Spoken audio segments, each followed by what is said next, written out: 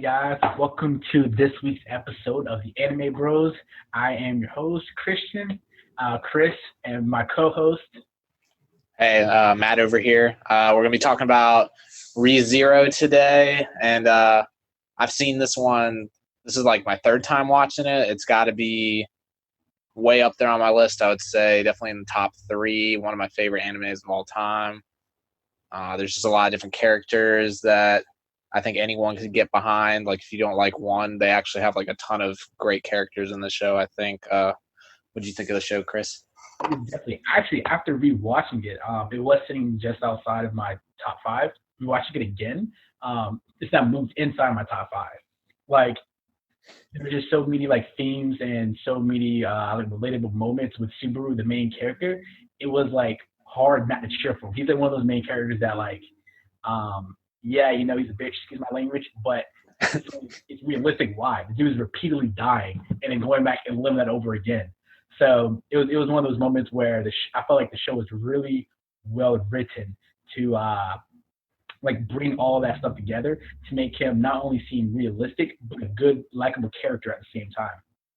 I mean, I agree. You're definitely cheering for him, but he gets like so emotional over everything, I feel like. And I feel like a lot of the times the answer is when he's like messing up is he has to like die and start over. He gets like that clean slate at his new save point, but he's always like crying when he like sees people die. But it's like, haven't you seen these people die like countless times now? Or should you just be like, all right, yeah, I just gotta this playthrough was a wash. I gotta just I'll get it right the next time. But he breaks down crying on like all of his playthroughs, I feel like. You would think so, but I guess it depends on what kind of mentality do you have. Are you going into it like, hey, look, this life might be a wash, or are you going to it and being like, hey, look, I don't want to start over at the same point. I'm trying to like get through it like the first time. Definitely trying to get through it the first time, but I feel like he just starts bawling his eyes out when he knows that he could just start over and get it right if he's not happy with the way things are going. It's tough though, because like you have to realize he doesn't know where his save point is at. So his first like four episodes, his save point was him. Sometimes he knows. Like, so when he was doing all that stuff against the white whale, Mm-hmm. before he was fighting the white whale, he was just trying to go straight to Amelia. Every time he was trying to go straight to Amelia, he knows he ended up back up at the market with Rem. That's true. Well, he only knows two save points. He knows the one where like he was getting killed in the mansion, because he would die on the fourth night, and he was still over there. And he knows the one where, yeah, he would go straight to Amelia, and he'd wake up back in the marketplace. But the one he didn't know is when he got like taken over by what was that dude? The sloth. Betelgeuse. Betelgeuse. When his brain got taken over, and he like went insane, and then he restarted back at the point where he like finally defeated the whale. He didn't realize that was his new save point. Now imagine his. But that was like a pleasant surprise. It was a pleasant. What I'm saying though, like with that being said, imagine if it wasn't. Imagine if he started back over to where he had to defeat the whale again. It's like. Yeah. I was thinking that when I watched the show. I was like, he actually beat the whale in one playthrough pretty much. I was saying, wasn't it two playthroughs? Three? Well, I guess we're going to skip straight to this point. I wrote down something I wanted to bring up. I guess the first time he saw the whale was when he was with Otto, and they were just trying to race through it, and then Rem like jumped out and died. Mm-hmm. Yeah, so I guess that was the first time he encountered the whale, but he wasn't trying to fight the whale at that point. What I was saying is like he pretty much, when they amassed that army to fight the whale, he pretty much beat the whale on his first try. That's true, but like his playthroughs, the ones he had like before that, which kind of didn't include the whale because he went straight to Amelia. I think those have to like play in some sort of context, just from the fact that like he met Betelgeuse before he was supposed to. Like he was supposed to defeat the whale and then like encounter him. He got his head sliced off by Puck when he went like straight to Amelia. Like things were happening behind the scenes where it made it so like it looks like he had to fight and defeat the whale if he was going to advance in the story. It reminds I didn't. This is a pretty popular game. I didn't play it that much. I actually just rented it one time. But that Dark Souls game, I don't know if you've ever played it.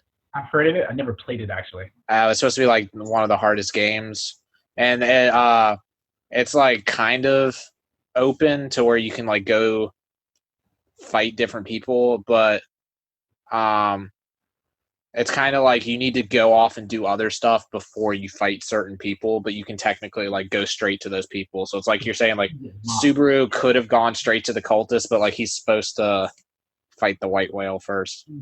I can see that. So it reminded me of that game to where like, or it's kind of like Pokemon. Like you could have a low level Pokemon and like go straight to a place you're not supposed to be at. Yeah, exactly, because it was like when he kept going straight to the mansion, it always ended up on like the Amelia's or the village's death. But once he got like to the well part, defeated the well, like things happened how they were supposed to. Which I guess was that. I mean, you can go ahead. Oh, that's it. Actually, what brings me to the question, like, do you think the witch is controlling the save points, or do you think this is like something else? Oh, I have. Oh, and for everybody listening, we've only seen the anime. We purely anime watchers, not really manga readers, so they already released it in the manga. We don't know. Yeah, I was even gonna say this is like the first episode that we've done where we're actually talking about a show that's still ongoing. Mm-hmm. So yeah, what do you think about that? I feel like it's kind of like a video game. I mean, I don't know who's controlling the save points. I never really thought about it that way. I just thought it was like if he did something like meaningful in that round, it like saved it for him. But I don't know necessarily who's controlling them.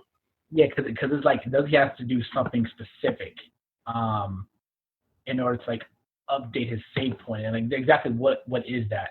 I feel like he just has to accomplish something while staying alive.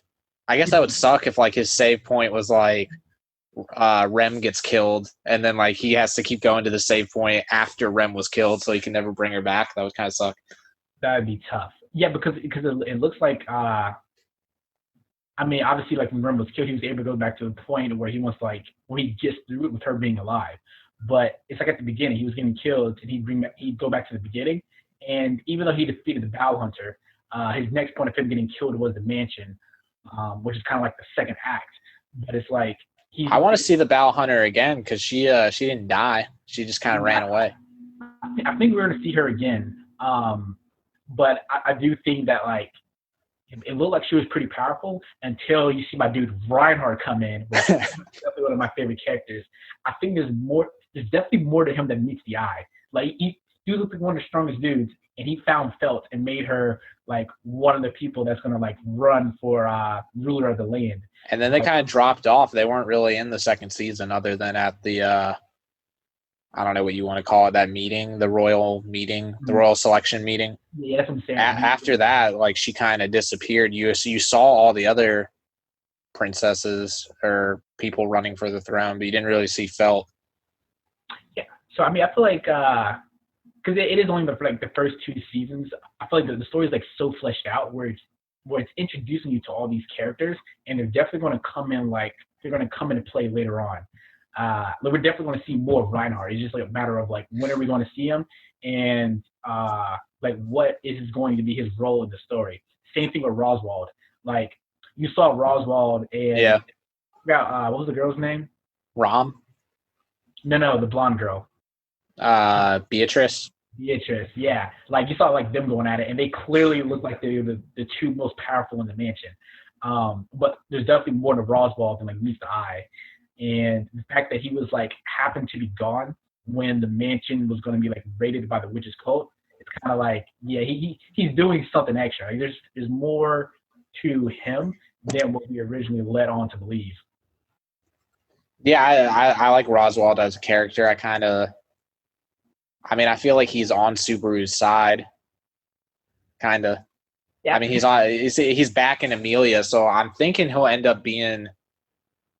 He wants to kill the dragon. I don't know what all that entails. I don't know if that's like an evil act, but I was kind of thinking that since he's back in Amelia, I was thinking Roswald was a good guy, but I mean, we'll have to see. I think he's a good guy, but he's also like realistic. Like he sees the good in people, but it's like, hey, look, one of my servants in the mansion died. She didn't die until you came to the mansion. That's to me, that's clearly logical to be like, hey, look, the only dude I don't know, and then like 2 or 3 days later, Rem ends up dying. Uh, so it kind of like he wants to see the good in him, but I also feel like he's kind of cautious. Like he's not gonna be out here like willy nilly, letting people do things under his nose. Yeah, but I feel like he puts a lot of faith in Subaru right off the start. Like he's pretty much telling him like you had the same responsibilities as Rom and Rem. Yeah, what I mean, yeah, And yeah, when they defeated all those mob beasts, he's like you get the same gratitude that they get. So yeah. See, so he's pretty much fair, and I'm yeah, pretty sure that like I think he's like powerful enough. And, obviously, like some of these shows, they have like the heroes. They can sense like the killing intent. They can sense the evil in people. He probably doesn't really sense any evil in Subaru, which allows him to be like, yeah, this dude's not really gonna be out here like betraying me or something like that. so is there a particular like you said heroine or princess that you're backing? Like do you Yeah, like Amelia's camp? I guess because it's I mean that's obviously what camp Subaru's in, but I don't know if you had a favorite out of all the people running. well, honestly, who is your favorite heroine in the story? We'll flip this on you. My Like hero, which camp do I like, or just which girl character do I like? which you got girl character because I guess like so many of them. Uh I don't know. It's like really hard to pick just one. I really like Rom, Rem, and Beatrice. I like all three of them kind of. Uh I mean, you gotta feel for Rem because she's like pretty much. I feel like she's like Subaru's like main ally, main asset, helping him get to these next. Yeah, pretty much helping him get to these next save points. I feel like he wouldn't be getting there without Rem. But I do like the way Rom talks to Subaru. She kind of just like puts him in his place at all times. Yeah, she gotta she gotta do what she's supposed to do. And then I do like Beatrice because I feel like she has like a greater goal. She's like trying to protect that library at all times. True. Yeah. You gotta like give her props for being like that honorable. I don't know if I remember the first couple times I liked it or I watched it. I was going with Rem, so I might just stick with her. Yeah, I think Rim. So at first, Rim was like by far my favorite heroine. Just because like honestly, out of all the heroines, I probably like Emilia. I don't say that I like her the least. It's just I like the heroines much more. I feel like they have a much more personality. They're much more into the story than she is. So I definitely felt that like Subaru should have gone after Rim instead of Amelia. But Oh, he for sure. Yeah, I'm down with what you're saying. Um, but he used. There's a scene where he's Subaru's just talking about like how much he hates himself, and then Rem's just like anytime you like put yourself down, say how much you hate you, I'm just gonna respond with all the reasons I love you. yes, And then he's immediately like he's like Rem, I love Amelia. That was his response to her saying all that. And then when when Subaru finally meets up with Amelia at the end of the second season, episode 25, where it left off right now, he uses Rem's line on Amelia that Rem used on him. that was funny. He's like anytime you say you don't you love yourself, I'm gonna respond with 2,000 reasons about how much I love. He just stole Rem's line. He's learning based on the new road he's in. I feel like that's kind of gross. Like this girl who's pretty much helping you survive professes her love to you, and you're just like, cool, I love Amelia, and then I'm gonna use that same line that you just said on Amelia to make her love me. He already had that line lined up, and I don't think he did. I feel like he stole it from Rem. I feel like he's like, hey, like that actually made me feel pretty good. Let me use that line on Amelia, see what happens. Well, he's in a new world. He's trying to learn their roles and how they run things in that world. So it makes sense he would take some lines from that and use them on Amelia. I think it does feel eerily like a Sakura Sasuke situation. That is one of the negatives I had with the series. It's just like if you're really looking at it, yes, Sakura had a crush on Sasuke through part one. Through Naruto Shippuden, I mean, this dude was like he basically committed felonies. He's out here murdering other ninjas. He almost killed you. He's told you he had no reason to love you. And then like Naruto has been by your side the entire time, and you're like, nah, I still love Sasuke though. For what? You know Sasuke for a year at most. You guys were on the same team. He deserted you and knocked you out and has almost killed you. There is no reason how Sakura should have like these deep feelings of love towards Sasuke. Even after watching the anime, I still don't see it. I think it's poorly written. I get that same kind of not a strong feeling, but the same kind of feeling with this. It's like Subaru got into this world. He's met Amelia, decided on himself that she was the main heroine. Even though obviously it's written that like she is, but then decided that like yeah, she's the girl for me. And to me, she's helped him, but there isn't anything she's greatly done towards the series for Subaru to fall in love with her. Uh, I really think it's just at the very beginning when she helped him out against those thugs when her insignia got stolen, and he's just like, wow, she like took the time to stop and help me, even though she was like having a crisis with her insignia being stolen. and wait, did that happen? I thought that happened after he professed that she was the main heroine, or did that happen before? I mean, he initially, Like it was like he saw her. He was like, "Oh, this is the main heroine of my story," and it was like, yeah, but I think that confirmed it. Like she could have like done something like started killing a bunch of people at the market, and then you'd be like, oh no, I don't like that girl because she's like evil. She confirmed it by like stopping and helping him out. did she confirm it though? Because if I remember correctly, after he died, he came up to her again and called her, and it was actually the witch's name. So she gave him a fake name. So he should have been like, damn, I guess it really was just her like being helpful. She didn't really care for him. She gave him the witch's fake name uh, to him, and he was calling her Satella. So that should have been like the number one reason that he should have been like, you know what, maybe she's not the right one. I feel like this is Um, what we were talking about like in Batum when you said Hiniko gave a fake name, but yeah, she's I'm saying like logically after that, it should have been like, okay, I don't think she gave a fake name. She gave a fake name in the video game, but she never told him a fake name. well, she just didn't tell. She didn't tell him his Yeah, real. so it was like line by omission, but it wasn't like straight up like, nah, my name isn't Himiko. It was like she used a screen name for a video game, which makes sense. People use screen names in video games.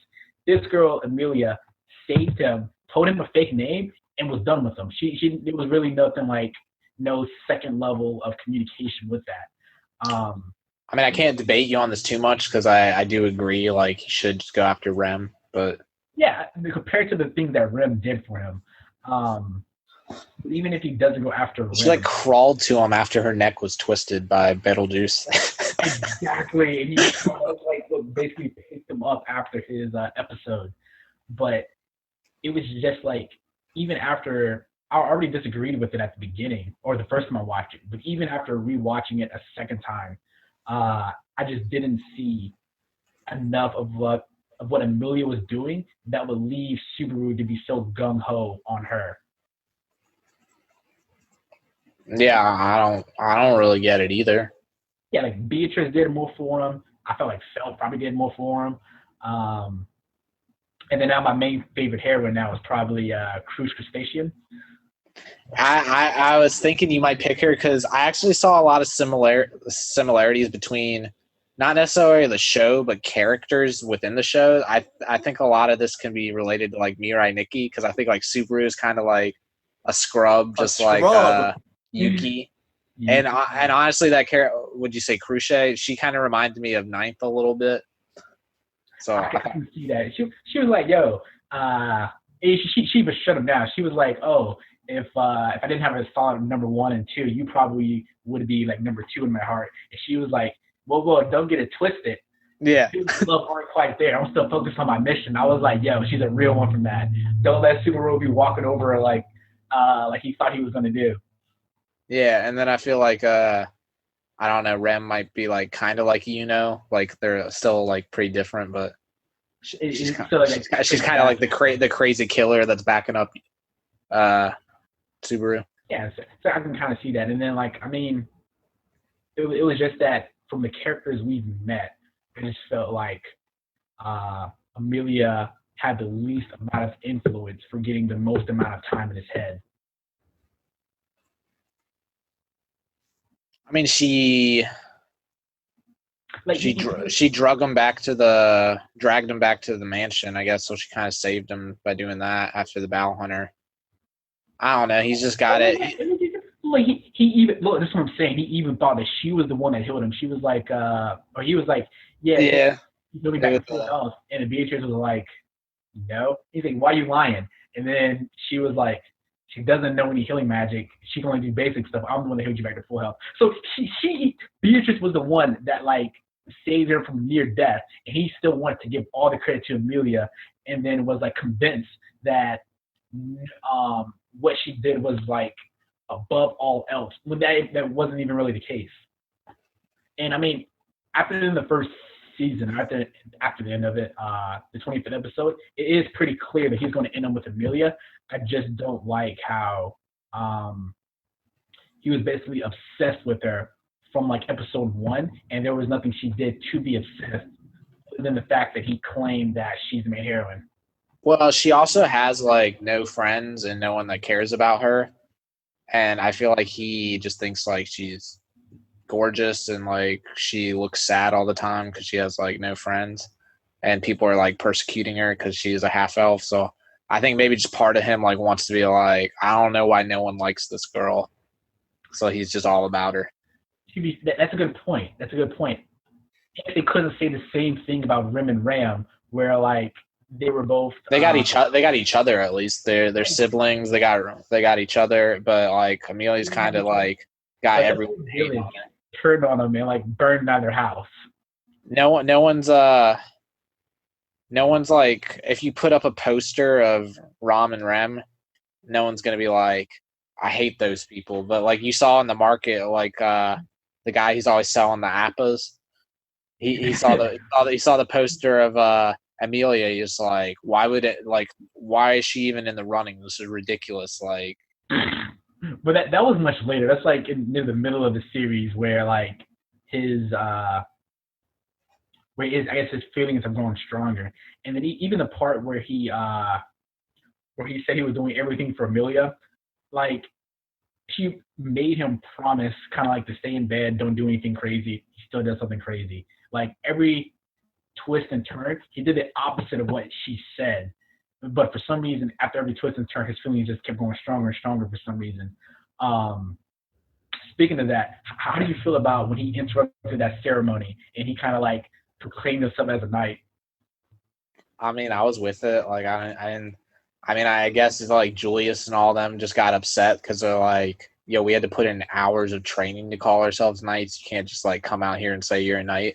But I feel like what he was trying to do, like what he proclaimed his role was in Amelia's camp, like he was saying like, I'm Amelia's protector, which is essentially what like knights are. They're protectors. So I feel like his definition wasn't incorrect. It's just he didn't. Those other people are like, yo, we had to earn that title. Yeah, I see. I was half on his side like the first time I was watching it, but after rewatching it, I was like, yo, that's hella bold, and I think he was completely wrong. I feel like that was like one of the dumbest things for him to do.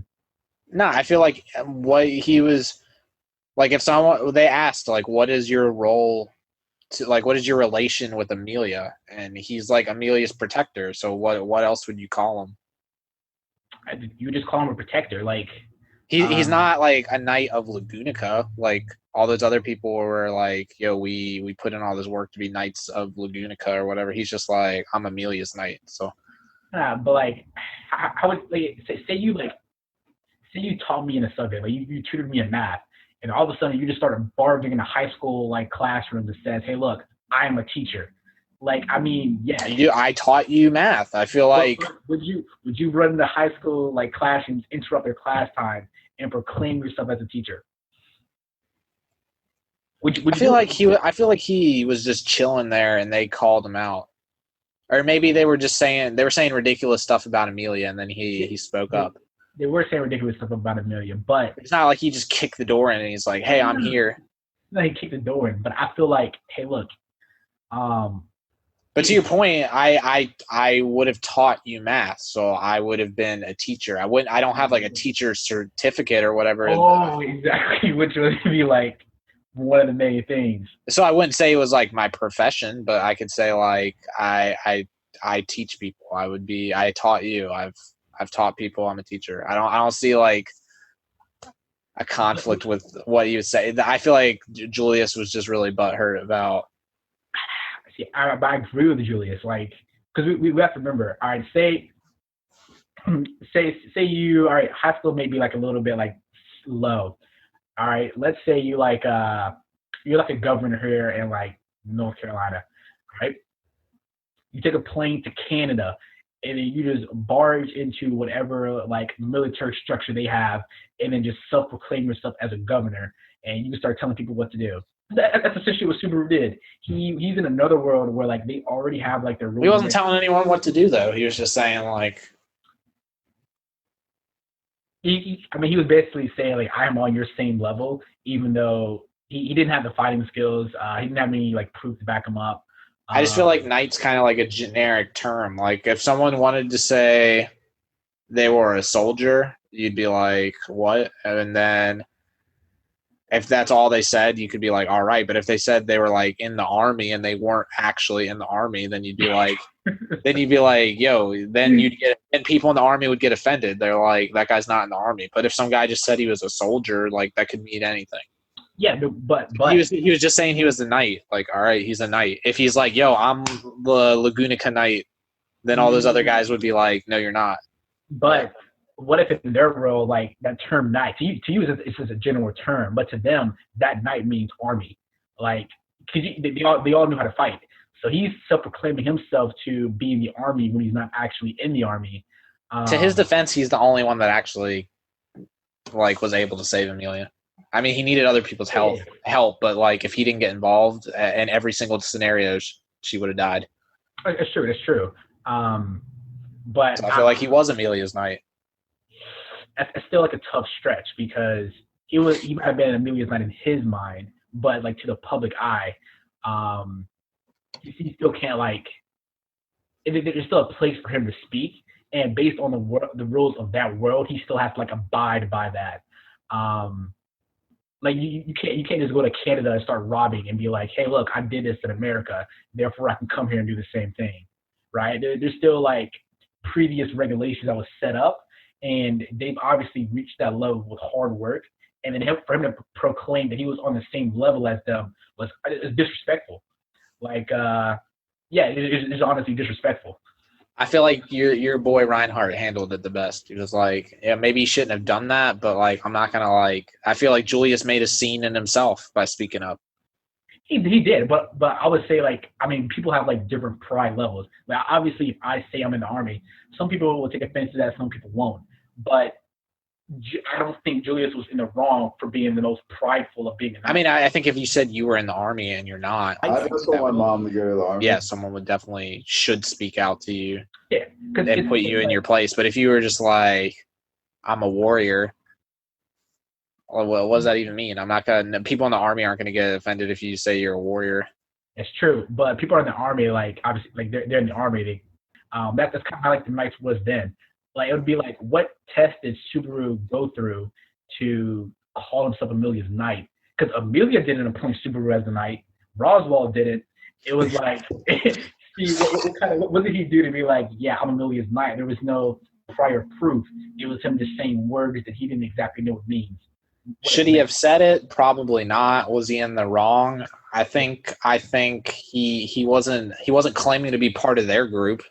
He was just claiming his own thing. It's kind of like when nah, I won't go there. But we can like we can go there with like 80 group. What? I feel like we can like apply this to like any situation, and it would always come out with like Subaru being in the wrong. No, I think what he was proclaiming was not incorrect. It's just I think it was incorrect.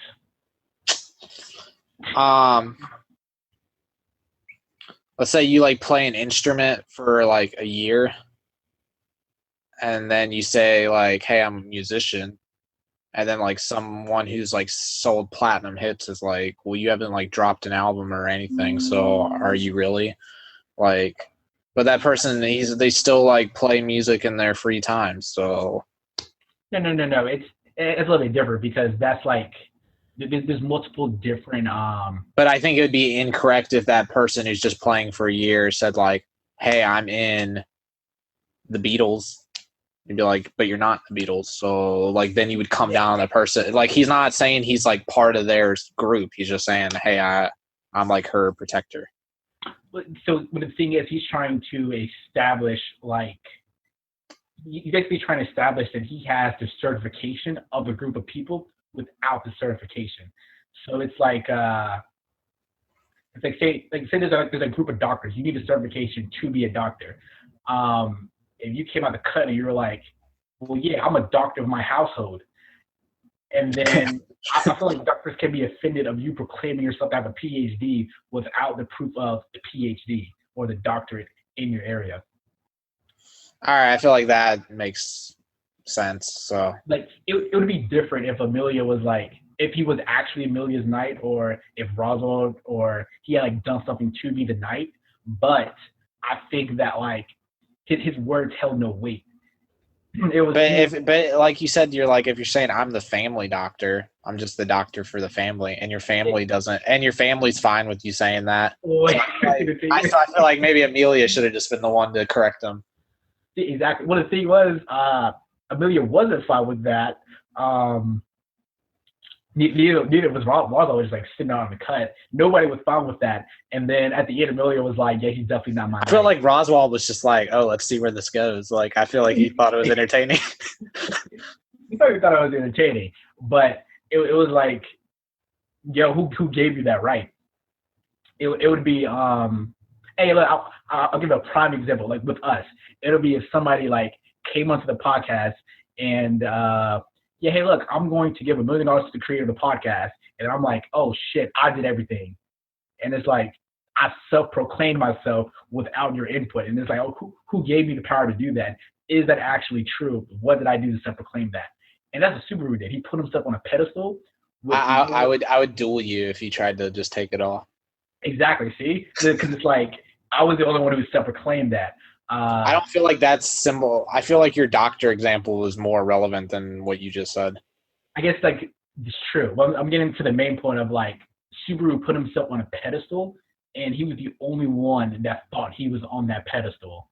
And by doing that, he offended the other people who actually put the work to be up there.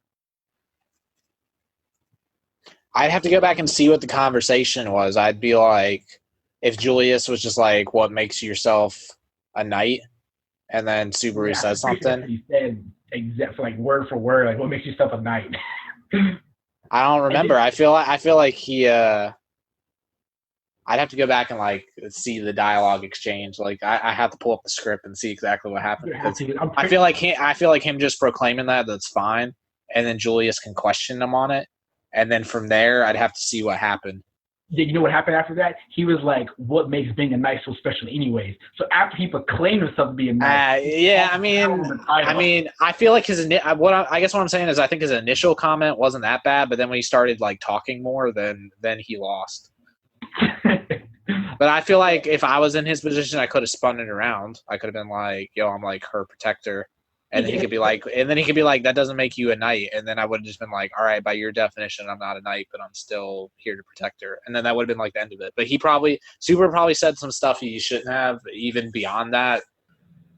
Yes, I think if you were to say I'm Amelia's protector, that would have been more like your warrior argument. Just saying you're a warrior, you're a protector, that's like the equivalent. But then once you're like, yeah, I'm a knight, yeah, I'm in the army, that's when it gets to like, okay, where is your credentials for you to use that term? And yes, if Subaru said like I'm a protector of Amelia, all fine and good. But he was like, no, I'm a knight. And then he was like, I'm the only knight, I'm the only one that can protect Amelia.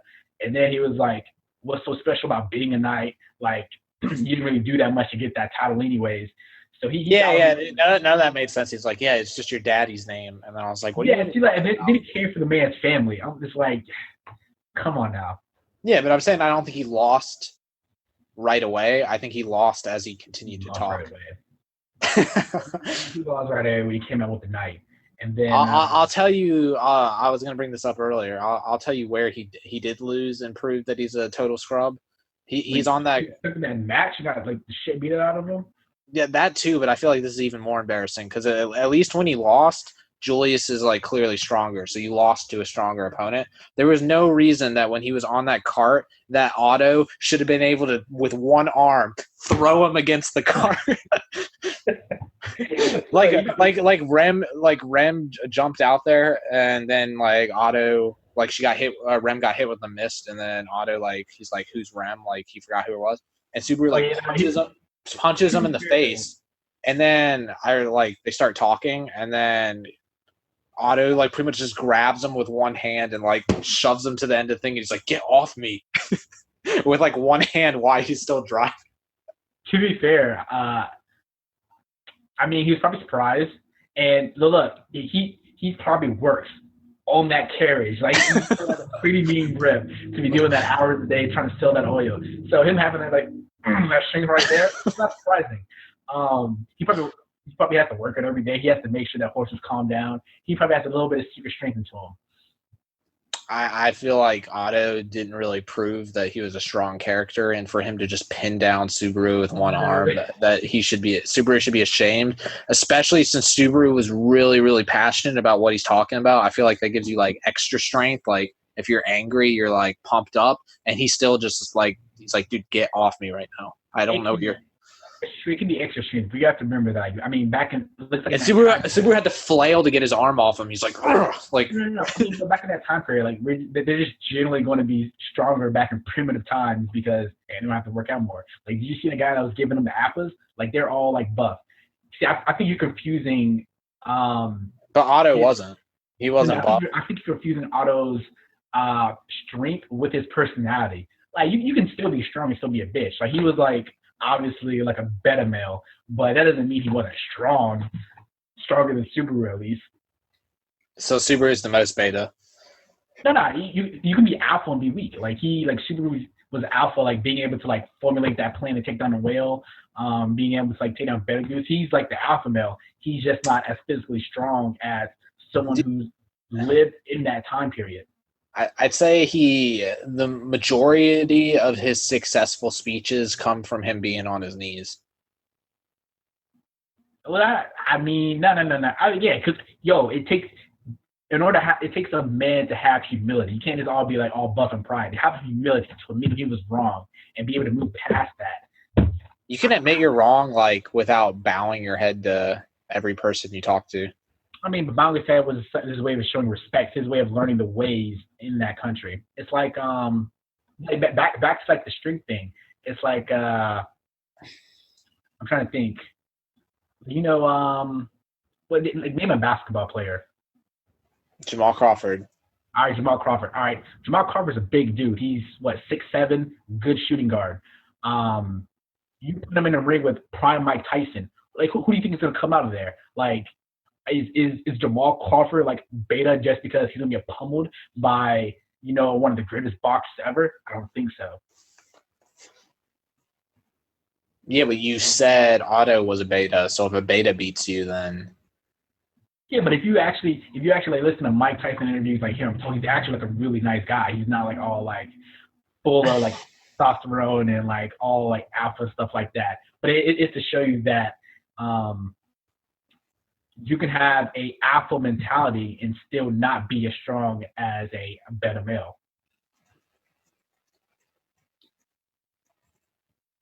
I mean, I was following when you were like, yeah, if Mike Tyson beats someone up, does that mean they're a beta male? No, because Mike Tyson's like really strong.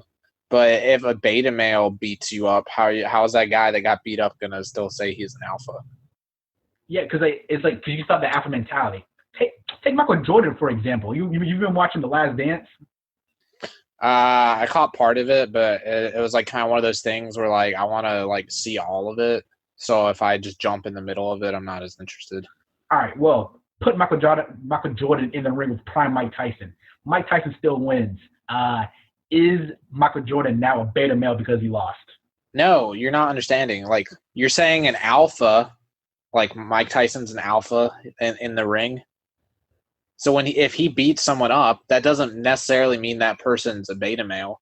But let's say the person that beat up Michael Jordan is like a total beta male. Am I going to still like talk about that person being like really strong? All right, think of you probably haven't seen the Horace Grant part, but say like maybe like Dennis Rodman. Dennis Rodman can probably toss Michael Jordan around, but Dennis Rodman was not an alpha on that team.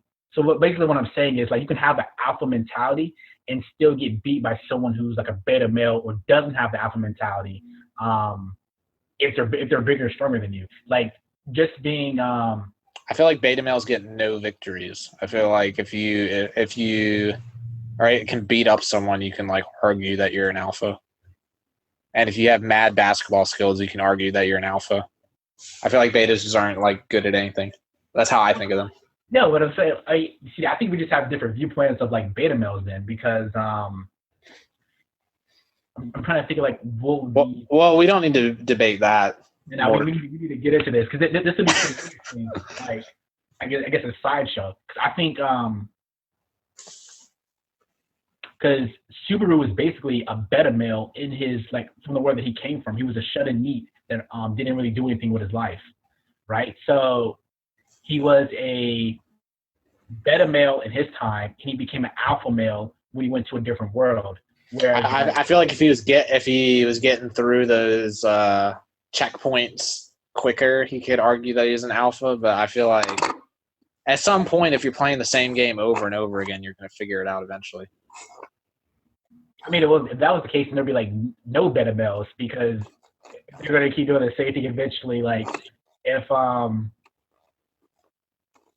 the Otto guy, if he kept doing the same thing, working out, he's eventually going to be alpha male, like riding horses. So no one's going to throw him off his carriage. Because think about his life, he's carrying around a valuable resource, oil, right? I'm pretty sure that oil costs a lot back in that time. It's probably pretty. The only thing I was trying to say is I feel like Subaru is a bigger scrub than that guy since he got pinned down by him. Well, I'm trying to explain to you that guy might have been big of a scrub as you thought. Regardless, I still think Subaru is a bigger scrub. I'm just saying that like having an alpha mentality isn't necessarily tied to how strong you are. Ideas are cheap. Ideas are cheap, but what about that wolf that was that he was on the team with? Ricardo, which I like that camp. I asked you which camp you like the most. You never really answered my question. You just said you liked Rem. You said which heroine from the camp that I like the most. Huh? You said which heroine from the camp that I like the most. But as far as like playing camp, I like the who's the one with the girl that did like negotiations with Subaru and tricked them? The one with the little cattails, the foxtails, whatever they're called. Which girl? The two little foxes that like tricked Subaru when she was like, when you come into a negotiation. Hitaro and Mimi or something. Yeah, she didn't believe. Subaru didn't believe that other fox thing was the lieutenant, and she didn't have like a bunch of twins. Yeah, that was my favorite camp. Anastasia Hoshin. Yes, I think she was my favorite too. I thought you were gonna pick your girl. What's her name? Cruce. Oh yeah, I mean Cruce, and I forgot who the lieutenant was. The guy. Wilhelm. No, I thought it was the guy that like Subaru kept mistaken for a girl. Oh, Felix. Felix, yes. She's my favorite heroine, but definitely that camp was better. Which actually, she just seemed like she might have been I liked how she was the best negotiator. Was the best negotiator. Now, question right there: if Anastasia and the guy in the wolf fought, and obviously the wolf would win because he's actually made for battle, are you now saying that Anastasia is better? No, because she's good at other stuff. That's what I am saying. So no, but my whole thing is I'm saying if a beta male beats up someone, in all of these scenarios you're talking about an alpha beating up someone, does that make them beta because they lost? I'm saying if a beta beats someone up, does that make that person beta because they lost? And I feel like it does. But it's like, what makes you think that what's his name? Otto? Otto. What makes you think that Otto is beta? What I'm trying to say is like he's dude, they're all clowning on him like he can't sell his oil, he's dumb. Everyone's making fun of him when Subaru first shows up, and then that guy just starts making fun of Subaru by pinning him down and putting him in his place. Wait, have you never heard of the story where like the kid was getting picked on by his bully, and then he finally snapped, and then he like beat up his bully, or he like beat up the bully, and the bully. But in that scenario, like the alpha is the bully. So then if you beat up an alpha, then I guess you're not a beta. But we're talking about beta losing to a beta. See, that's what I'm trying to talk about. And you keep saying like, well, if this alpha beats you up, does that make you a scrub? No. And that's not what I'm trying to say. I'm saying if a scrub beats you up, then you're probably a scrub. No. I think Subaru is an alpha. His strength doesn't lie. Just like Anastasia's, his strength doesn't lie in physical fights. But you saw like I feel like his strength is that he dies and then he comes back and he knows the future. What do you mean? That's the greatest strength to have in the show. Like out of all the abilities, but in real life, that's not a real strength that you can have. You can't die and come back to life and know the future. In real life, there's no talking wolves. There's no like fucking whales that like clone themselves. So there's 3 of them flying around in the air. But those fake characters have real personality traits. It's the Subaru. No, you think he's a scrub just because he can like return back from death, but like it's like saying, oh. No, I think, I mean that's cool. I wish I could do that. I would definitely apply that skill to learn a lot of information. Exactly. Now, if I threw you in like facing 300 Spartans, and then like every life you're getting stabbed, and then like your arm cut off, you have to keep going back until you win the battle. How many times do you think it's going to wear on your brain before you're like, damn, I'm tired of losing my arm and having to go back and like lose my arm again? The first time that happened, I would already be like, I obviously need to get more allies before I fight them. It took him like the 4th or 5th try to be like, I can't go there without these people. Did it really though? Because I think the first time he kept trying to go there. He's like, what if I just get there quicker? What if I... No. The first time though, like we're talking about all the way back to like the Battle Hunter stages, he was like, oh shit, maybe it was just a dream or something. I couldn't have died because otherwise I wouldn't be here.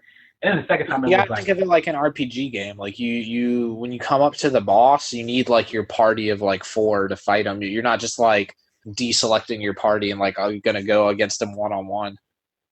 No, you're not. But it's still, he didn't know he was gonna come back to life, so there was no way for him to prepare for that until. Talk about afterwards. Even he's like, we got to get to Amelia now. And I'm like, you have to remember that he was pretty much deranged from like. Because we have no idea psychologically what that does in the brain. Like, even Beetlejuice, when he was talking to him, he was like, oh, you're just pretending to be in a trance, but I could still see you've gone through, like, some mental pain. We have no idea with, like, him getting killed and then being brought back to his safe point, what that does psychologically, because he's still going through the pain, especially that I feel like the first time it would be, like, the craziest experience ever. I feel like how many times do you think he died throughout the show to this point? I think when I said they gave us a number, but let's see. It was the Battle Hunter twice. It was Rem twice, or was it 3 times? I think it was 3 times he died from Rem. Because he died in his sleep twice, and then he saw who his killer was when she chopped off his leg. Then he died by the mob beast, didn't he? I don't know if he actually did. Because that was all part of that, like, save point where he was still in the mansion. That's true.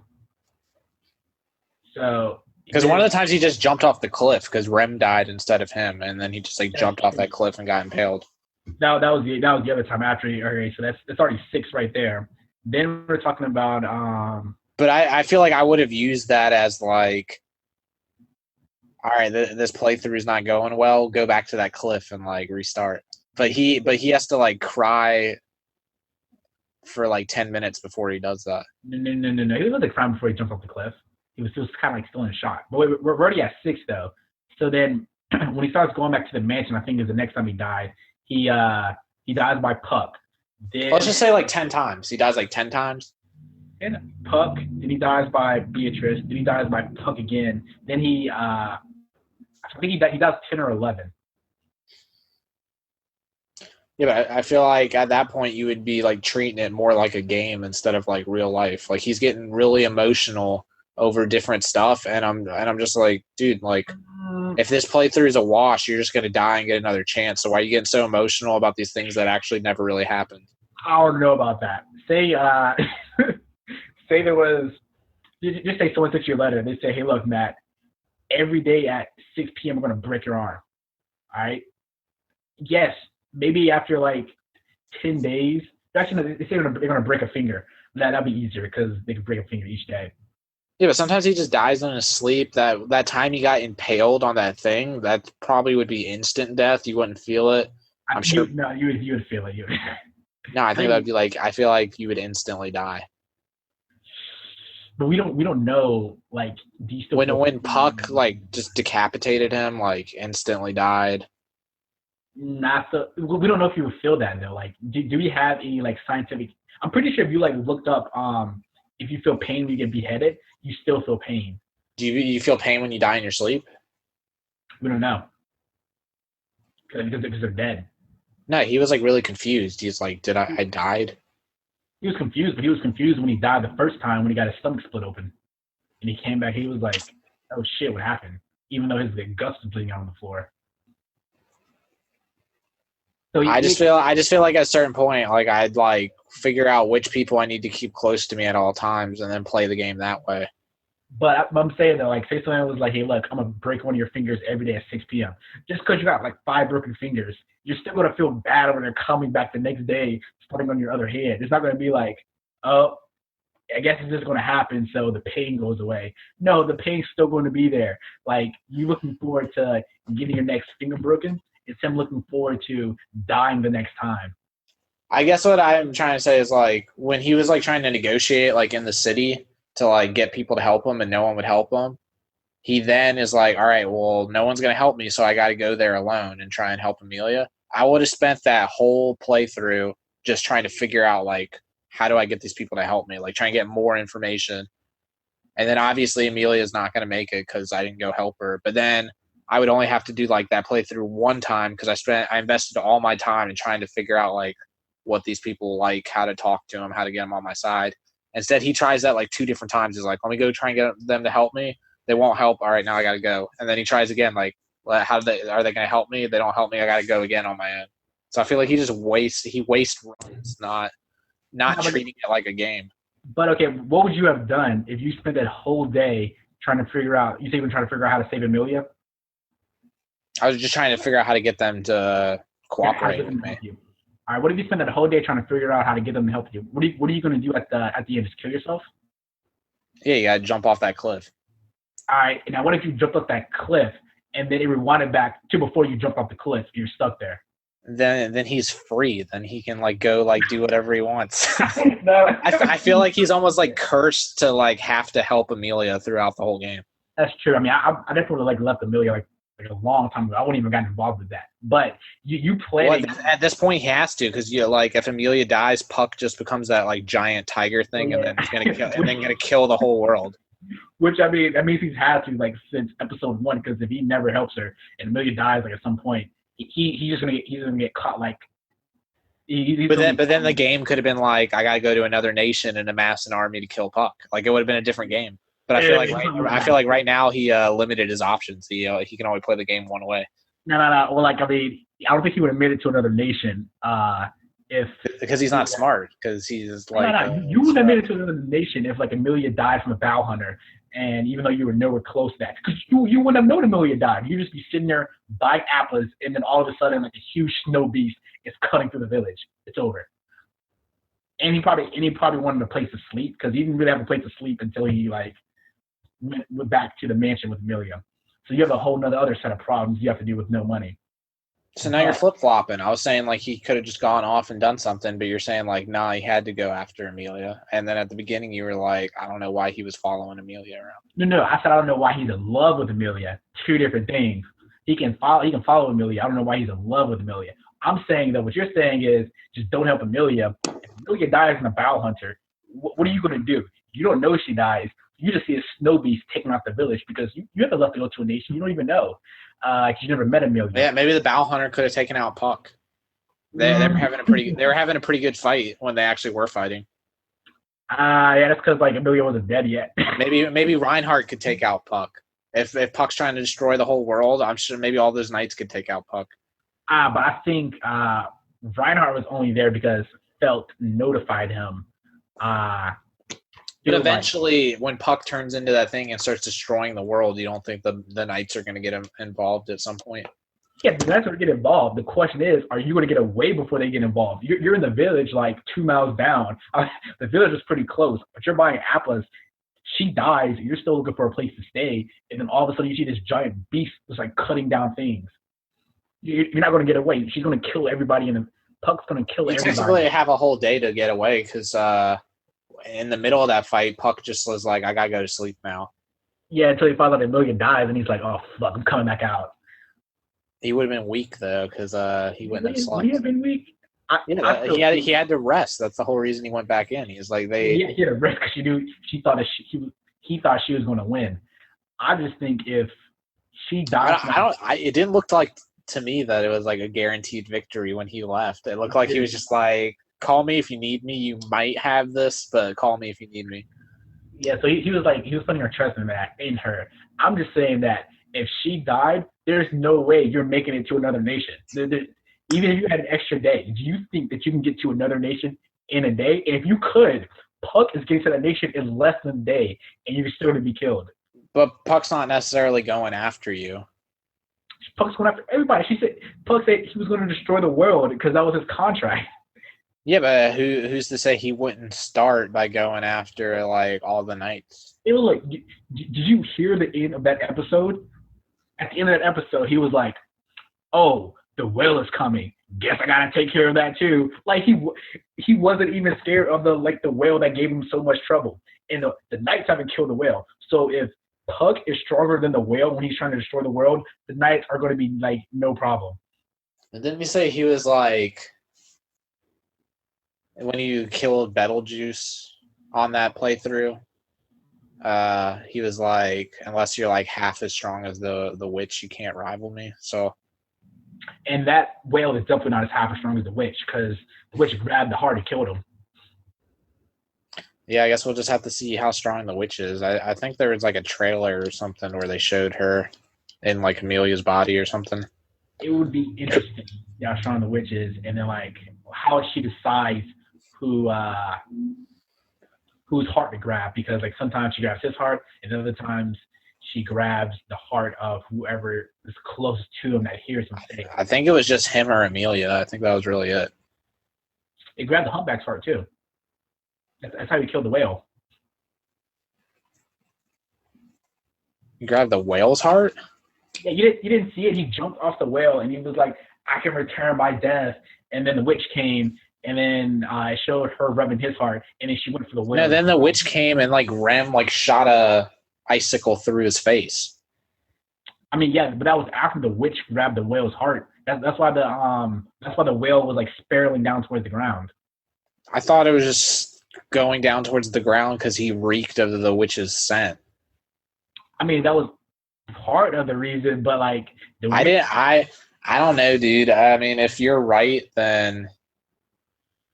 But when I watched it, I really just thought like he did that just so he would like reek of the witch's scent, and then the whale would like not be able to ignore that scent and it had to barrel down towards him because it was attracted to what he smelled like.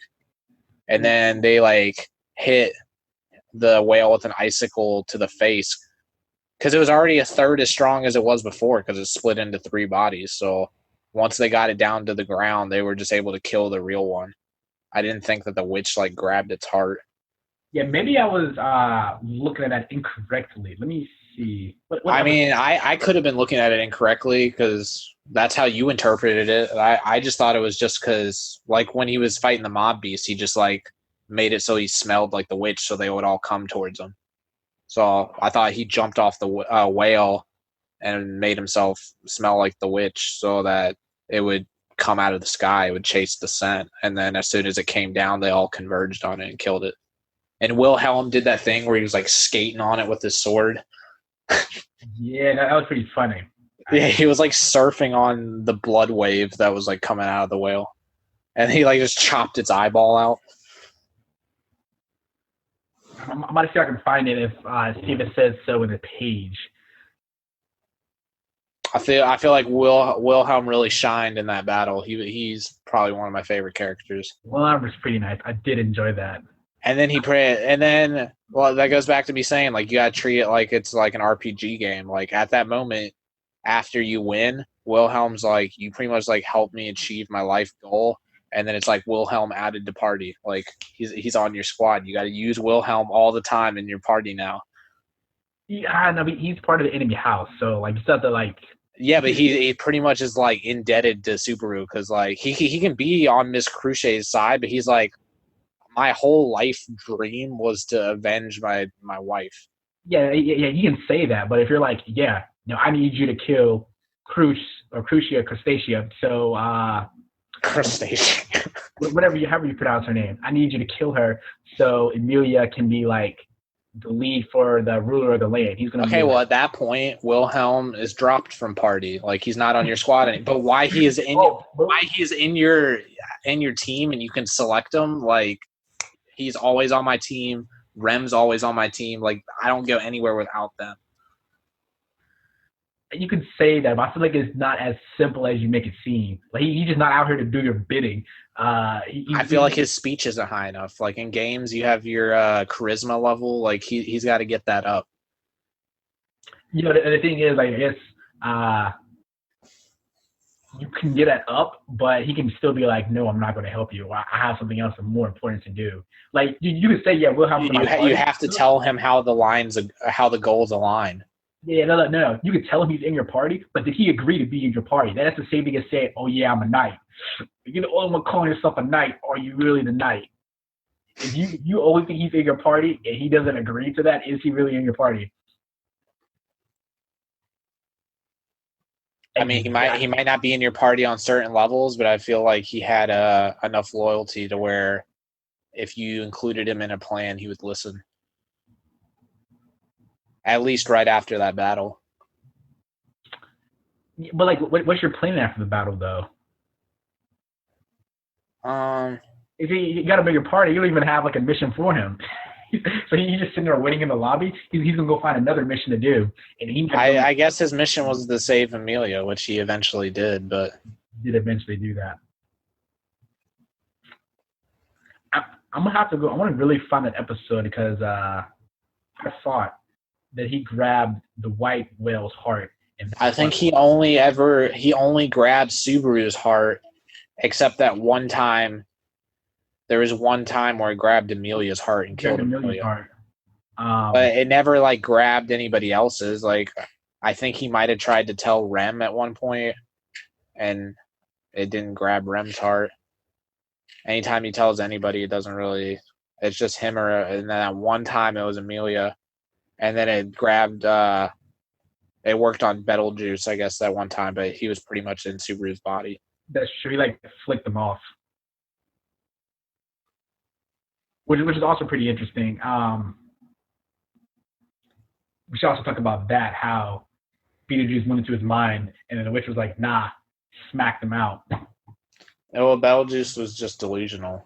He even like turned into that spider thing and was chasing him, like trying to get to talk to the witch again.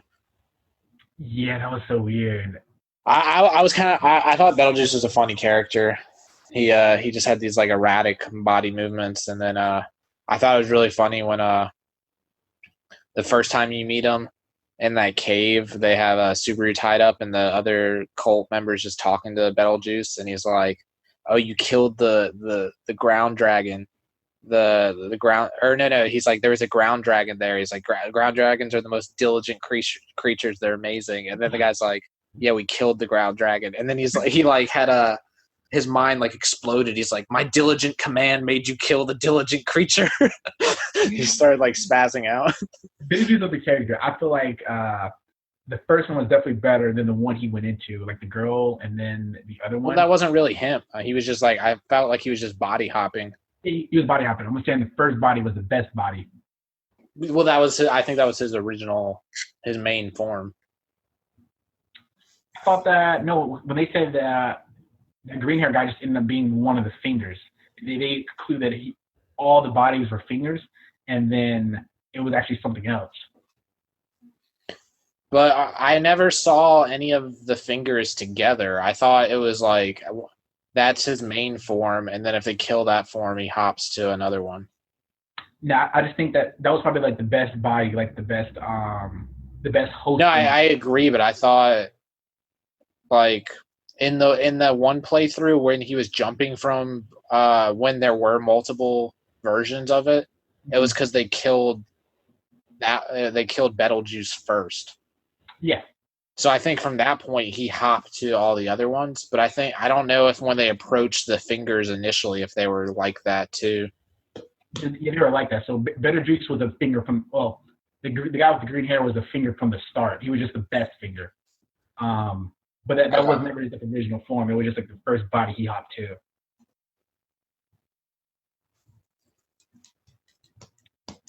In what episode did they defeat the White Whale?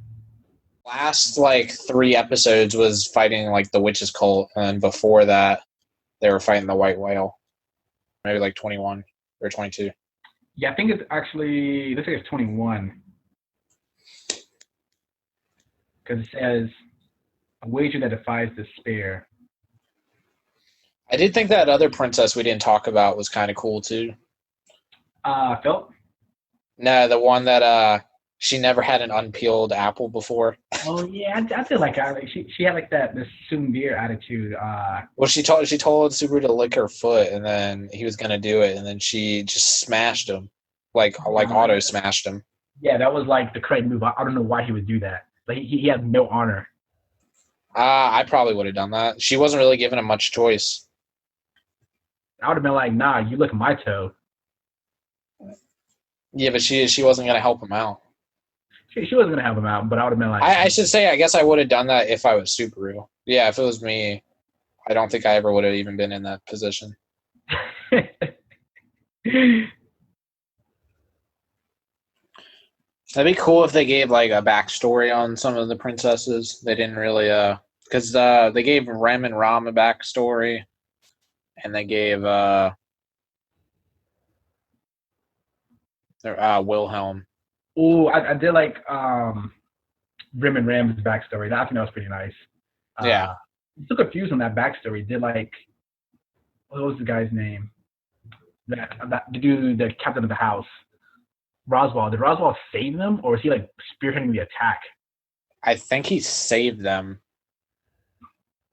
because they show like the witch cultists fighting all the demons, and then you just see Roswell at the end like healing Ram's horn hole. Yeah, her horn. I feel kind of sad. Her horn. I feel like they didn't. I feel like how I perceived it is like I'm assuming Roswell just showed up and killed all of them, but they just didn't actually show that. They just skipped to the end where Roswell's like holding Ram. Yeah, and it's very weird. I don't. You see that part where he was like healing her, and he's like, "All right, now it's time," and he's like healing her horn, or like where it's supposed to be at. He was sounding like it was a favor to her. He's like, "I'll be out of town for a while, and I won't be able to do this." Yeah, it was kind of weird. But then I feel like Ram. I feel like she was just like, "I'll let you do that to me." I don't know if she like would really care that he wasn't around to do that. She's like, yes, if that's what you want to do is heal me, then yes, I want that. It definitely looks like that. Ram is his favorite. Oh, for sure. But I don't know why. Well, Ram always does his bidding. I do. I think I like her. I don't think I like. I shouldn't say I like it more, but I feel like her and Rem have very different personalities, and I like both of them probably equally. That's true. I think it's pretty good writing. They made them like into different characters, but still likable for both of them. Yeah, because I just like the way I feel like Ram's always straight to the point when she's talking to Subaru, and like pretty much puts him in his place. She does do that, but it's like a friendly put him into place. You're right though. The witch grabs his heart. That's one point for me. Point for you. But I still have that question though. How does the witch decide whose heart to grab? Why did the witch grab Amelia's heart in that specific circumstance? Yeah, because it's not every time that she grabs Amelia's heart. It was just really a random one-off. I wonder, because I feel like before, usually when he says it, he only gets like halfway through the sentence. But I think that was that one time where he actually completed the entire sentence. I don't know. Maybe tell somebody, and she's like, "Well, the secret's out. I have to go ahead and kill them." Whereas like, when he only half gets it out, like most of the time he only halfway gets to the sentence, and then she grabs his heart and stops him. That was like I think that was like the one time where he like made it full all the way. That was also just the furthest he was in the timeline when he told her and Amelia got grabbed. True. So I don't know if it's just like you're pretty far into the game now or whatever this is, and you're still trying to tell her. Was that the furthest he made it though? Yeah, because the other time, I think the most recent time before that was when they were at the Capitol and they had that fight, and she's like, "Just tell me why you're always helping me out." True. I think. I wonder why he hasn't. I guess he's not allowed to write it down either. I'll definitely find a way to tell somebody. Yeah, he hasn't even tried to write it down, at least in the anime. Yeah, he hasn't. I'm not sure if he can. Well, obviously he didn't know how to read or write when he first got there, so Yeah. I would definitely allude to it. I'd be like, "Hey, look, Roswald, I can like when something happens to me, I can kind of like get a feel for these events that's happening." I would try to lead someone on to be able to I would somehow try and get Roswald to like go on these quests with me. I would try and add him to my party. Yeah, he might be like, "Hey, look, F your party, you're not high enough level yet." Or you could be like, "Yo, your ambitions lie with Amelia as well. If Amelia dies, like." And if he's like, "I'll make sure Amelia dies or doesn't die, but if she does, I'm coming after you first." Well, he doesn't save her ever, really. I mean, to be fair though, like I feel like a lot of these situations where she ends up dying, they're somehow like engineered with Subaru having to like being with it. Because he doesn't have his party properly set up. He's trying to like solo all these missions. You got to get like a lot of people. That when he finally did win, he got his party up. Like he brought together like 2 different armies and like a bunch of different knights, and they went out and they got it done before he was trying to like get straight there. Think about it like this though. If a 10-year-old kid came up to you, Matt, and was like, "Hey, look, I got the next idea to put Facebook out of business." I mean, I just play a lot of games, video games that are like kind of like this show, and like if you get your party and your power up stacked up the right way, you get through the game. Whereas he's just trying to like instead of taking like a 4-man squad, he's just trying to like only use himself and get to the. But like answer the question though. He's also the weakest character. He's the weakest character in his party. So look, if a 10-year-old came up to you, Matt, and said, "Hey, look, I got the next idea to put Facebook out of business. I just need your help." I already think this example is bad. How's bad? Then he's like, "Hey, look, I just need $100 from you." Would you give it to him? No, but if I don't care about Facebook. or putting them out of business. But if he were to go up to these other people in the show and like present an idea that was beneficial to them, which ultimately when he was successful, that's what he did. He's like, yo, take out the white whale. They're all on board. If he spins it to like where they're interested in what he's saying, I feel like you can get people on your team. You could. But instead he's just on his knees crying. That's like his go-to. That's his preferred method of speech. It's like, let me get on my knees and cry and see if you'll get on my team now. You know, so then the 10-year-old comes up to you, hey, look, Matt, I can make you $10 million. Why is it got to be a 10-year-old? Why can't it be like someone my age? Why does it have to be so to your age? Because his Subaru, it has to be has to correlate with Subaru's strength in the new world. Because you just said it yourself. Subaru's the weakest dude. So you're saying he's as strong as a 10-year-old, whereas Yuki was like 14. So no. Yuki can smash him. No, I'm saying that like you said he's the weakest dude on this team. So in order to like make it appeal to you, which is what I'm using for my example, it has to be a 10-year-old, somebody that obviously does not look like they have any benefit to you up front, and then try to convince you to join the team that they put together for a goal. I mean, I'm sure there's 10-year-olds that. I mean, I'm not really that adept or like skilled like with computer stuff. Like, so if this like as a 10-year-old prodigy that like knows a bunch of like coding stuff that I have no idea about, and then he actually has like I hear him out and he actually has a decent plan, like maybe I would hear him out. But now let's bring that back to rezero. He doesn't have a decent plan. He hasn't really formulated the right words to like get people along his way to help him. And he's the biggest dude on the team. He offers no benefit to them because he hasn't been through those experiences yet. So there's really no way for him to like build up a team. So if I were that 10-year-old and the 10-year-old's coming up to myself and I like turn him away, and the 10-year-old gets another chance to like give me this pitch if he dies, I would instead of like leaving and going and doing something that's pointless, like trying to take on a whole army by myself, I would like, if I were the 10-year-old, I would like keep talking to me, try and get information out of me, things I'm interested in. Then when he like dies and comes back and gives me the pitch the second time, he knows more information. Yeah, that's what I'm saying, though. But you still said no to his first pitch because he didn't offer you. That's because you gave me the option of he gives me the pitch and it's awful. So if it's an awful pitch you didn't give me the option of him giving me a pitch that was good. Because the first pitch isn't going to be good. You don't start a Pokemon and they're like, hey Matt, do you want a level 1 Pokemon or a level 99 Pokemon? You don't get that option. You start off with no experience as level 1 and you got to build them up. Only then you get them to like. But am I going to take my level? You don't get a level 1 Pokemon. You get like level 5. Am I going to take my level 5 Pokemon and go to the end of the game and try and beat the Elite Four, or am I going to like train and then go back and talk to whoever I need to talk to?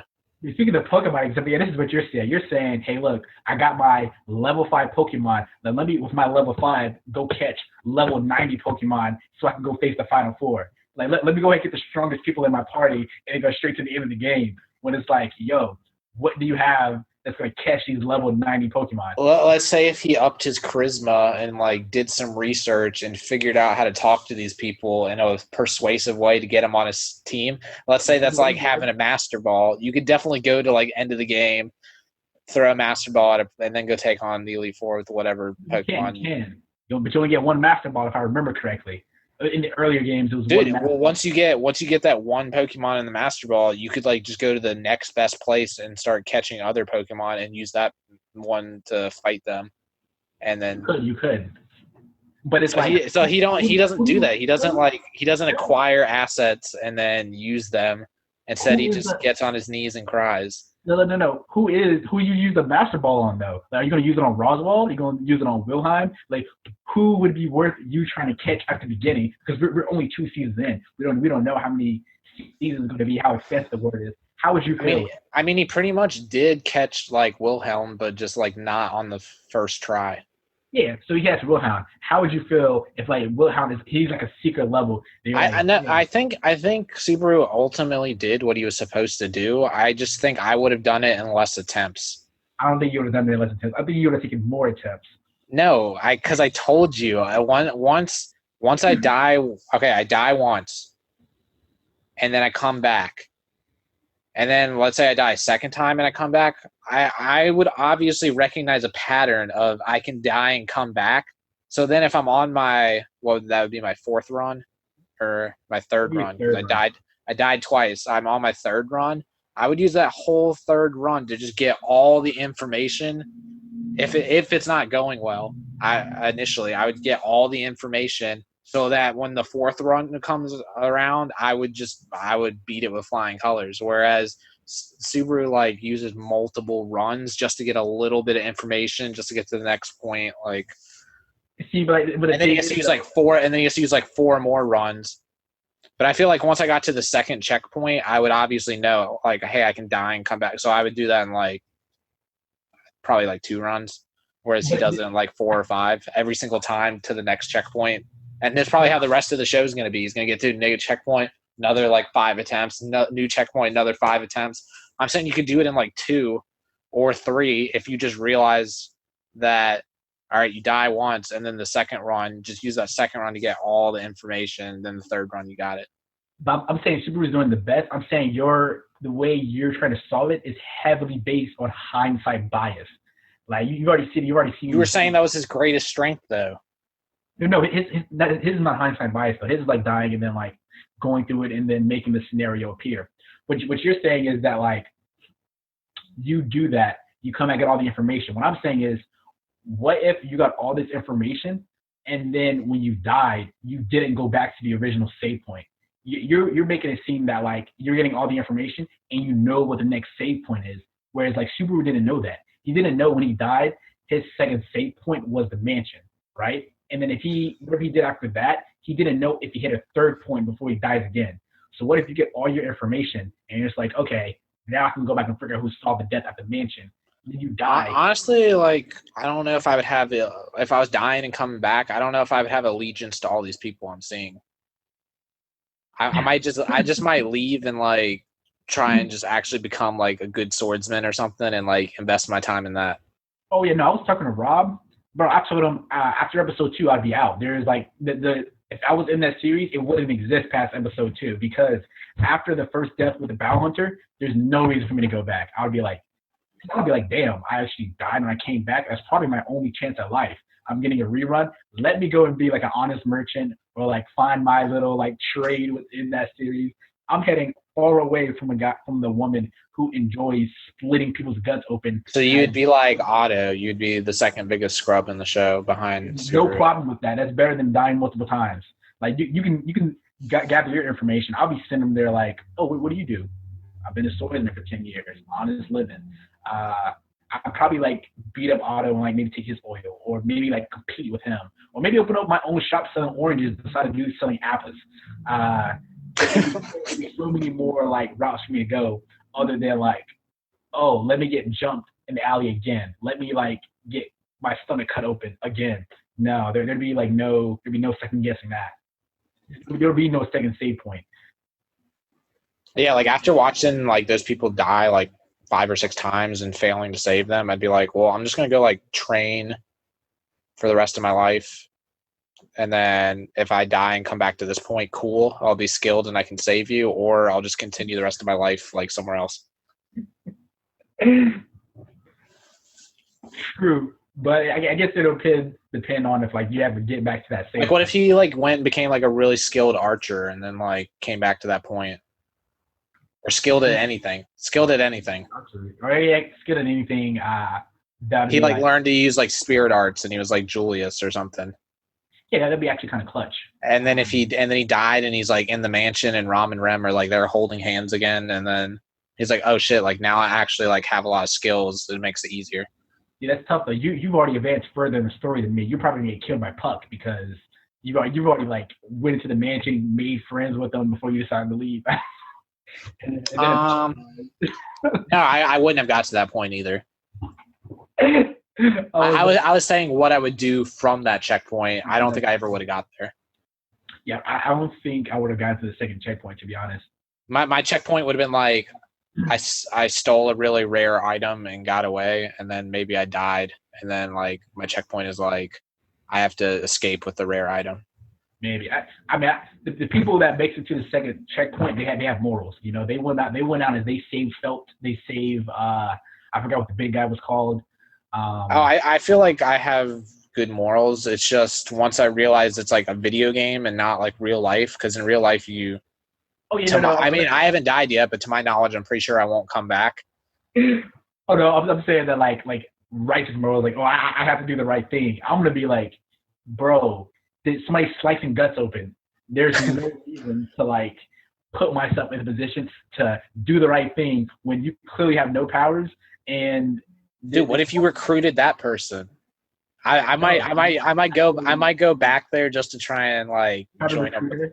I don't know about that. Not even recruiter. If she's just like, hey, like you can come back to whatever my domain is, and if I just like was part of their squad, that'd be a pretty cool playthrough.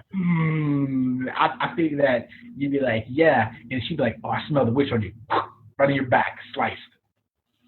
I'd be like, yeah, that's my power. Like, let's figure out how we can use it to benefit us. No. You want me to run out there and like cause mass hysteria in a crowd, like by using the scent, and you guys then they can just come in and like surprise attack some people? Have you seen any hero movies? Never. I've never seen one hero movie. You need to watch them.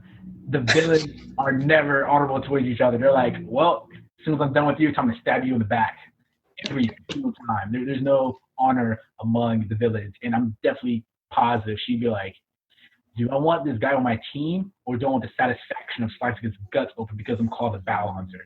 And then she would slice your bowels open. Or I could be like, hey, if I team up and like distract people, you could slice open twice as many bowels. Until you do. And then she'd be like, that sounds intriguing, or whatever, something she would say. And then, you guys are good. You do the first mission, that you accomplish that, and she's like, damn, I still want to slice one more bowel open. And here you go. But I feel like people don't really overthrow or stab people in the back that are below them. I'm not assuming I would come into that girl's squad and be above her. I felt like she had no morals. She was very. What do you mean? She like went after Subaru first because he was the weakest one. Only because absolutely no problems. I'm just saying, if I wanted to do like a dark playthrough, I would definitely try and join up with her somehow. If I want to do a dark playthrough, like he met her in the alley before he went to that shop. He could have been like, yo, like I already know about the half elf's gonna come and try and get the insignia back before you even have that meeting. And then she'd be like, how do you know all this? And be like, yo, I'll take you there now. Like, let's team up. I can see that. All right, so that's who you would team up with. I'm teaming up. If I'm going to go that far, I'm just going to go through the entire story and team up with Betelgeuse. Nah. He's crazy enough, but he's not going to betray you. And dude, he shoved that one dude's face like into a rock and then picked him up and like Rock Lee rapid punched him like 20 times because he let Rem get away. Because he didn't do his job. So what happens when you don't do your job? What do you think is going to happen if you promise the balancer twice as many bowels she can slice and you don't deliver? She's going to do the same thing to you. It might not even be at that point. It might be like, hey, I helped her in that situation. And then she takes me. She obviously had a master of some sort because she showed up with a bag full of, I don't know if it was gold or silver, but she was like, this is how much my master was willing to pay. What if I help her out with that meeting? She takes me back to the master, and the master likes me, and then that's a heavy risk. What if the master doesn't like you? So now you. Then I die, and I get another shot at convincing him. I'll acquire all the information, and on my second playthrough, I'd figure out how to him to give me some responsibility where I'm useful and he doesn't have to eliminate me from the squad. You could do that, but with Betelgeuse, I'm already like Betelgeuse. I am already like a prominent member in the clan. He's like, oh, you just sin of pride. it's like, yo, I've already have prestige when I go up. Yeah. You could just say your pride, and then you're like instantly in there.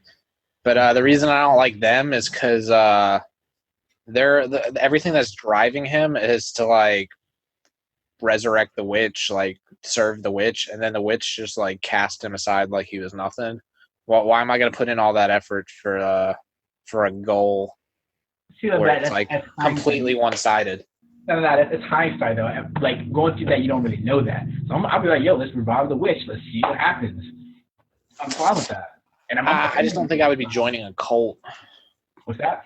I don't think I would be joining a cult unless I was like the cult leader. I mean, how would you feel if you went with a bow hunter? They're like, yeah, in order to join this cult, you have to slice open some bowels. And then like the person you would have gone against, or like the person that ended up being the master. I feel like she has a lot of skills with a blade, though. I could just like learn a lot and then like dip out. I don't think they're gonna let that happen. Like a dude to peace out after learning some skills. I'd have to get all the power, kind of like when like Sasuke dipped out on Orochimaru. Like he just like stayed there until he's like, all right, now here's a prime time to leave, and you guys can't do anything about it because Orochimaru's like in his bed about to die, and whoever that other dude is, he wanted to turn himself into a dragon or whatever the hell he did. Kabuto. Yeah, I actually liked Kabuto a little bit. I mean, I thought he was a pretty cool character. I did actually like him throughout Naruto until he like just turned himself into a dragon. I was like, what are you doing? It was a sage snake. Sage. Although they did assassinate his character. I thought it was cool when he's just like he was a major player in that war, just bringing all the people back to life, and he probably had more power than Madara even. Because he was just like controlling everybody, and then I feel like he just got really weird and turned into a snake, and then got killed off. He didn't get killed off though. Actually, what happened to him? He got put in like a permanent genjutsu or something. I don't remember. I think Itachi did something to him. Yeah, Itachi put him in a permanent genjutsu, but then he got himself out, and then he revived Sasuke or healed Sasuke before Sasuke and Naruto went to face Madara. I don't remember, but I feel like he had even more power than like Black Zetsu. Like he could have like influenced. He pretty much was influencing that whole war just by resurrecting everyone, and then he just like got really weird. Yeah, I feel like Let's just branching off a little bit. The point I was making is when he was with Orochimaru. And then Sasuke just dipped. I would do that with like the Bow Hunter squad as soon as I acquired some skills. This is assuming that you could beat the Bow Hunter. What are you going to be like Kabuto, who was never stronger than Orochimaru and wouldn't be able to do that? I would argue he became stronger than Orochimaru when he started resurrecting people. I guess Orochimaru knew how to do that too. Well, I'm saying though, like that was way after Orochimaru died. But like Sasuke was able to reach the potential of taking out Orochimaru and leaving. Well, he didn't really die. How did he come back? How did who come back? Orochimaru. He was sealed in the Sasuke's curse mark. Or Karen's curse mark. He was sealed in the curse mark. Oh, Kabuto's curse mark. He was sealed in Kabuto's curse mark, and then Sasuke used like a reverse summoning. But either way, like, so Sasuke got to the point where he was stronger than Orochimaru and he was able to like force himself to leave. Kabuto never got to that point while working under Orochimaru. So what I'm saying is, what if you never? Well, they were on good standing. I feel like Kabuto could have just left. But what could Kabuto have just left? If he presented it in a way where like he's not a rival to Orochimaru, he could be like, "Hey, I'm gonna just cause some discord in the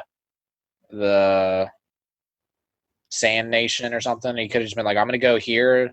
Our paths won't cross, but just know the actions I'm taking aren't conflicting with anything you're trying to do. If anything, you might be able to benefit off it. If there's a bunch of discord in this nation, you might be able to use that as a advantage at some point." What if Orochimaru said, "No, I need you to stay under me and do my bidding from now on"? It is like then he'd have to escape, and he'd have to just and then he Orochimaru or whoever the leader of the Bao squad is, they would have to decide, is going after Matt or Kabuto more important than whatever I was working on before. That's true. They would have to decide. And I feel like if I was saying like, hey, I'm like not gonna be conflicting with what you're doing, and I'm leaving, I don't think his main priority would be like not scrap everything. And it might be he might be like he knows too much, we gotta take him out. But then at that point, I would team up with someone else. You're gonna be like team hopping out here. Yeah. I don't know. That would be tough because it's like, what if you get there and there's only like 3 people in the crew, the Battle Hunter and the Master, and they're like, nah. If they both decide that you're gonna stay in there, so it's like 2 versus 1. I would whenever the moment, I would pretty much be a prisoner at that point, and whenever the moment was right, I would play along. I'd be like, you know what, you're right, I can't leave. I can't leave. I don't know what I was thinking. And I would just tell them what they want to hear, and then like the first opportunity I get, I would leave. Hopefully they'll let that happen. Hopefully they won't be like, you know what, we think this dude's suspicious, so the first opportunity we're going to silence him. And then if that happens, I get another playthrough. You get another checkpoint. Yeah. I'm just saying, there's a lot more fun ways Subaru could be playing this game that he's not. There is. There's a lot more fun ways. Like we just went down a whole rabbit hole that had nothing to do with the main story at all. True. Wait, have you ever played Shadow the Hedgehog? It was a game on like the PS2 or 360. Oh no, I've heard of it. He's like the black one. Yeah. It was a very interesting game, but it basically had like 10 routes. And then the choices you make on the story, it's kind of like you went up through the map, and you got a like specific ending based on the choices you went. And there's a lot of RPG games like that where you have to make choices, and the game is very different based off the choices you make. Yeah, well, Shadow the Hedgehog was real simple though, because it just had like a bunch. It was like 30 circles on the screen, and depending on which choice you made, it actually showed you like visually where you were at in the story, and which you would play different stages based on what you did. And then your ending would be like your ending boss, depending on how you want to figure out the backstory of his truth. But there's a game I play a lot. It's called Banter Saga, and it's a RPG game, kind of like medieval type times. But you can pretty much maybe get like 30 different characters on your squad, but you can't ever get all of them at the same time. Like you have to make different. If you make a certain choice, then that like eliminates this whole section of people that could like get on your team. So it has like a lot of replay value because I can just play it very differently and get different people on my team each time and different combinations of people. And I feel like Subaru is just always trying to get like the same people on his team instead of like branching out there and like trying different strategies. He's going the good route though, like because they split in the Shadow the Hedgehog game. They split up the routes like good, evil, evil, good, or like chaotic, normal, and stuff like that. And I think Subaru's going the honorable route, the honorable hero route, where he's like, this is kind of like the right thing to do, therefore I'm gonna do it. You could be honorable, but still have like different types of people on your team. That's true. But I feel like, you know, he's in a good camp. I wouldn't be in that camp. Like I would have been like, he's kind of facing an uphill battle. Honestly, yeah, actually, I'm changing. Even though in the stage is my favorite camp, if I was Subaru, I would be in Felt's camp. That has the least amount of people in it. What do you mean? They have Reinhardt. I think Reinhardt will like destroy Julius and like any of those other knights. Would he destroy Julius and like 5 other knights at the same time? Yes. I don't know about that. Actually, I don't know, but I would like to believe that he would destroy Julius, and like the other knights are like on the same skill level or like a little bit above Subaru, so it'd be like he's facing Julius and a bunch of ants. Dude, no one is on the same level as Subaru. In the bad sense that Subaru is just so far down there. Then it would be like on a scale of 1 to 10, like the knight skills, like being a knight, Subaru would be a 1. Well, those other knights besides Julius would be like a 2 or 3. And Julius, I don't know. They need to introduce some of them. They do. But just from the fact that Julius like stood up, and then he's obviously like the leader of that. Because you saw like when they were fighting the white whale, they had a bunch of like soldiers, but were those all considered knights? I don't know if those guys were all considered knights that were fighting with them. That's a good question. Because if they were, then you're probably right. A lot of them are ants. But if they were just people in armor, then there's no question they were weaker. I still think Reinhardt would take out Julius, and I think Julius would be exponentially stronger than the knights below him. So I think he was like the clear leader. So Reinhardt would maybe with some difficulty be able to take them all out. I mean, that is an interesting camp, but it's just this. It's just the smallest. It might be the easiest to maneuver around because you got less people. Did you see the speech Phil gave? Like, that's something I highly respect. She was like, just destroying the whole world. All the rules, like, forget the society. I've been at the bottom, but now I'm the lost princess. I'm going to take everything out if I win. That's a plan I can get behind. I don't know. Roswald might be able to take out your strongest member, and then like without Reinhardt in that squad, they're really not intimidating. I would take the bullet for him, right? And then when I return back on death, I'd be like, hey, Reinhardt, this is where you end up fighting Roswald, so you want to stay away from there. Yeah. Or just find out Roswald's secrets by like dying over and over again until or instead of taking the bullet, you could just let the fight play out and then see what actually happens and use that information to benefit you in the next round. Yeah. But I'm saying, I mean the bullet before Reinhardt dies, like he's like about to get taken out. Then I would probably let him die, and then I would not let him die because how am I going to die? You got to jump off that cliff again. Nah, I'd rather like if Reinhardt's like laying. To your point though, it could save after Reinhardt died, and then you'd be screwed. Yeah, imagine like it might get to that safe point. He kills himself, or he gets killed, and then he literally just like respawns 2 minutes beforehand. And it's like, well, your best dude in your house already died. What are you going to do about it? Yeah, that's an interesting point. You have to like kind of assess where the save points might be. Yeah, see, so I feel like Subaru doesn't even think about that at all. He's just like, oh, the save point's here now? Which is the best way, because if you do like you do, I'm going to gather all this information with like the save point in mind. If the save point changes on you, you're just like, well, shit. 80% of the information I just got doesn't matter, and now I have to like redirect to getting information this life. But I guess you have to assess which people are worth saving up front. That's true. But he is going through it with like, I want to die the least amount of times as possible. That's my strategy as well. That's why I would like, if something's not going correctly, I would kind of like try and learn more information before I go back to the the return point. It'd be a good assessment. Whereas he like jumped off the cliff because he was cornered.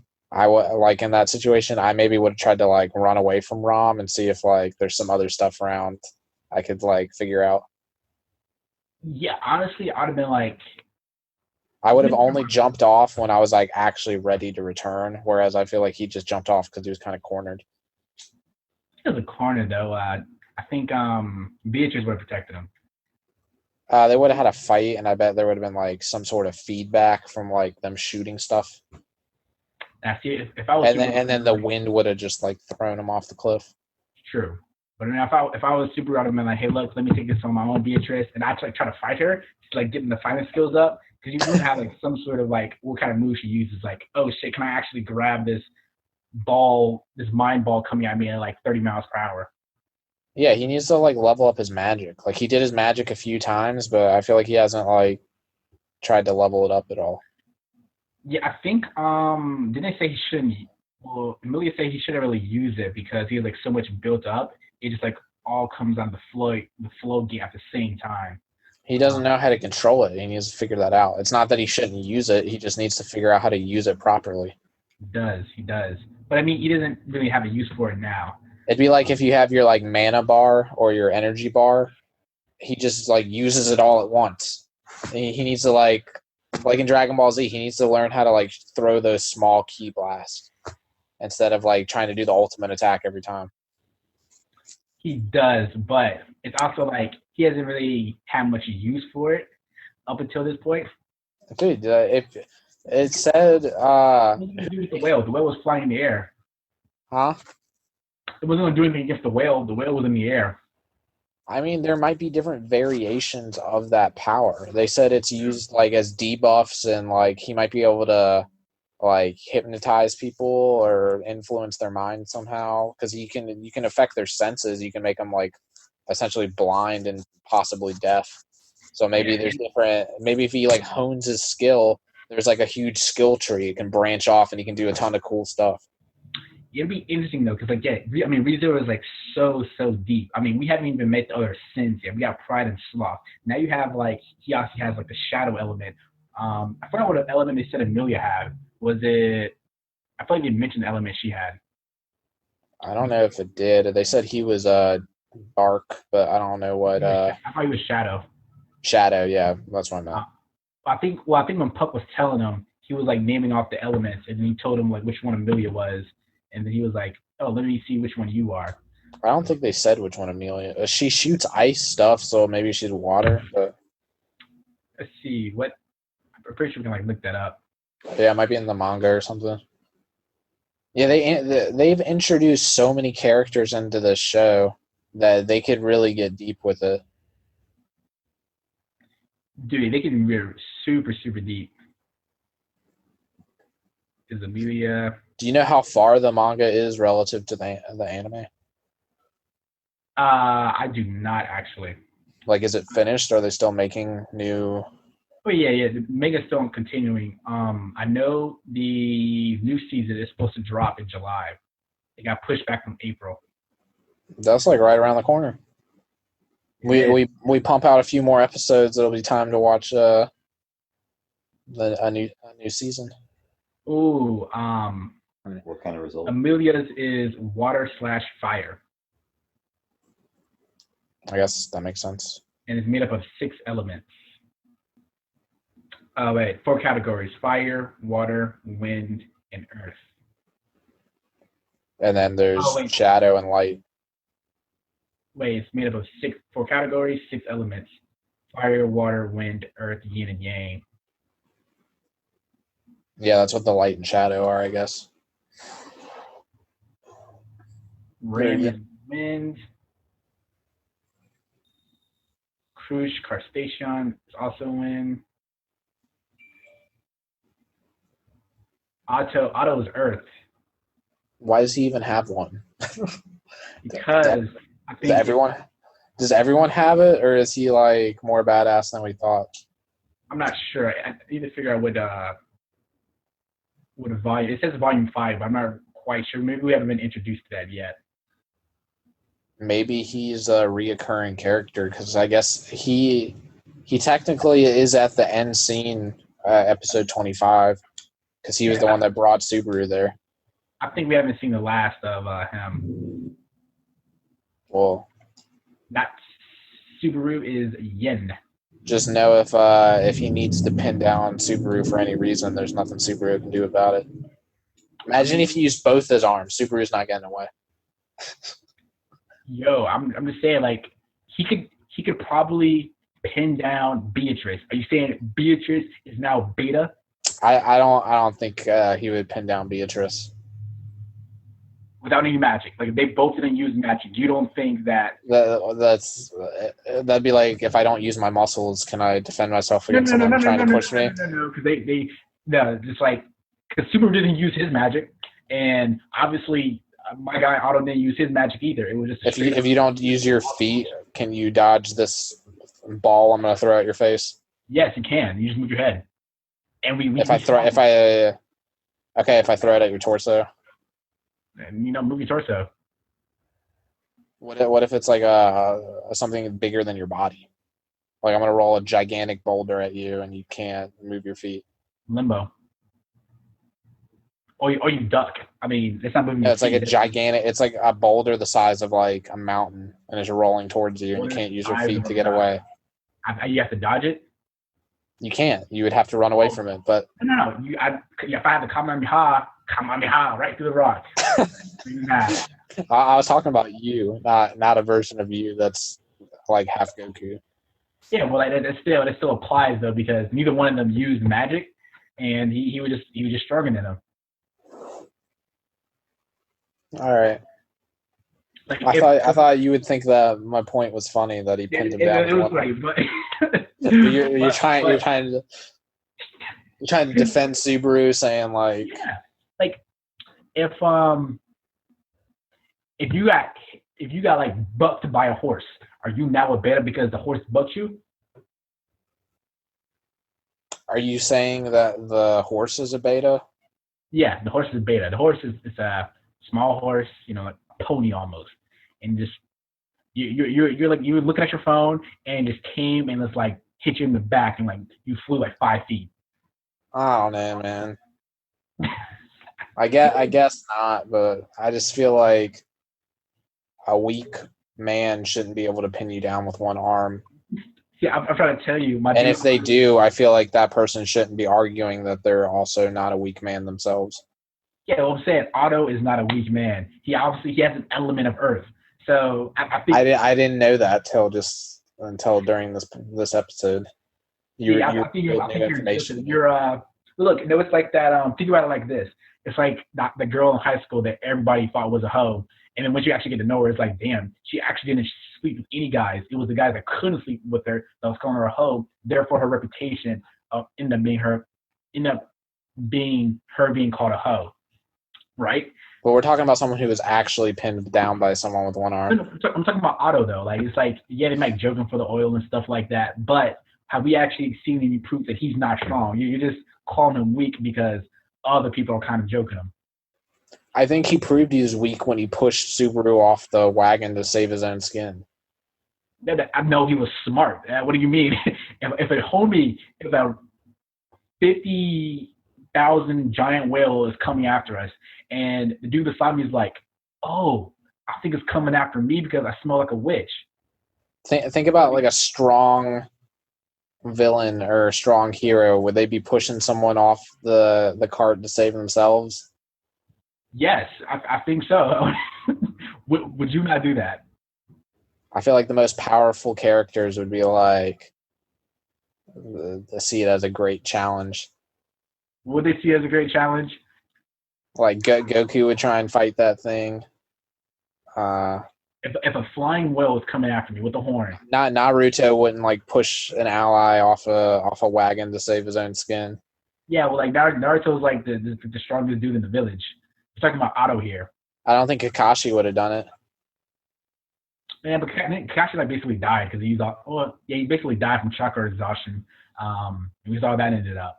But we're talking about like if you're making an honest living. Hinata, I don't think Hinata. She's not like that strong relative to other Naruto characters. I don't think she'd be pushing someone off a cart to save her own skin. But would she be even driving the cart? Like she'd probably be like, you know what?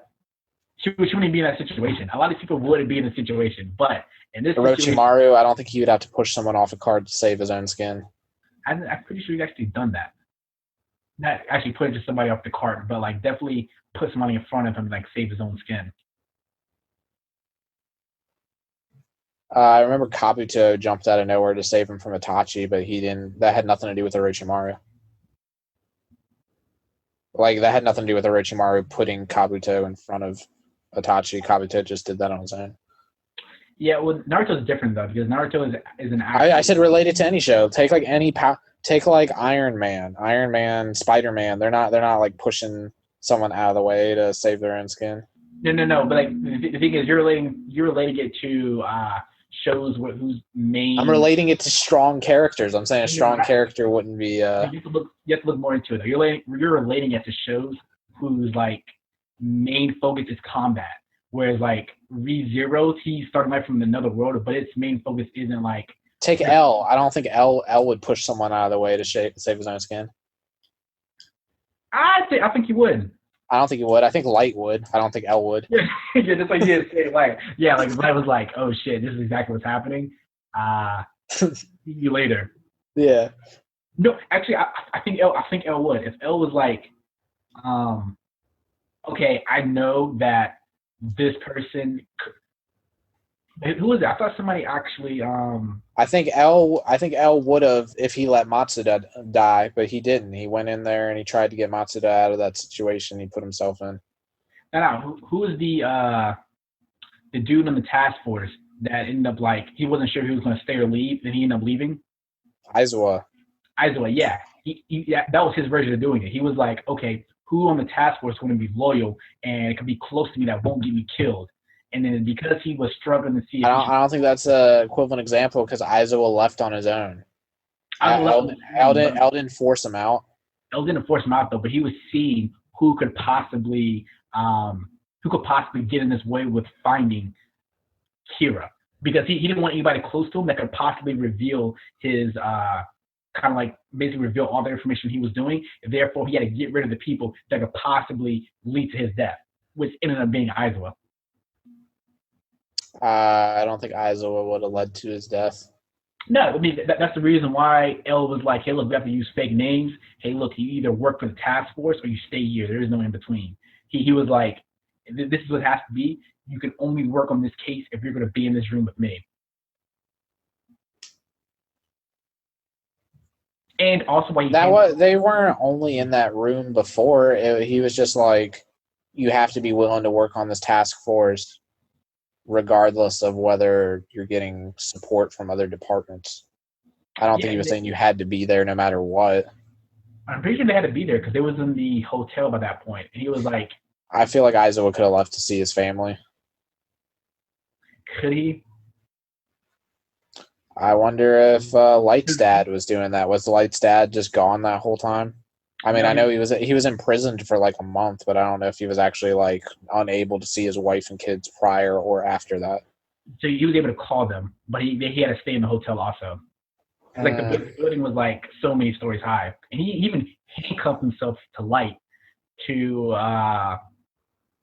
to make sure that he didn't kill himself when there was no information that was revealed.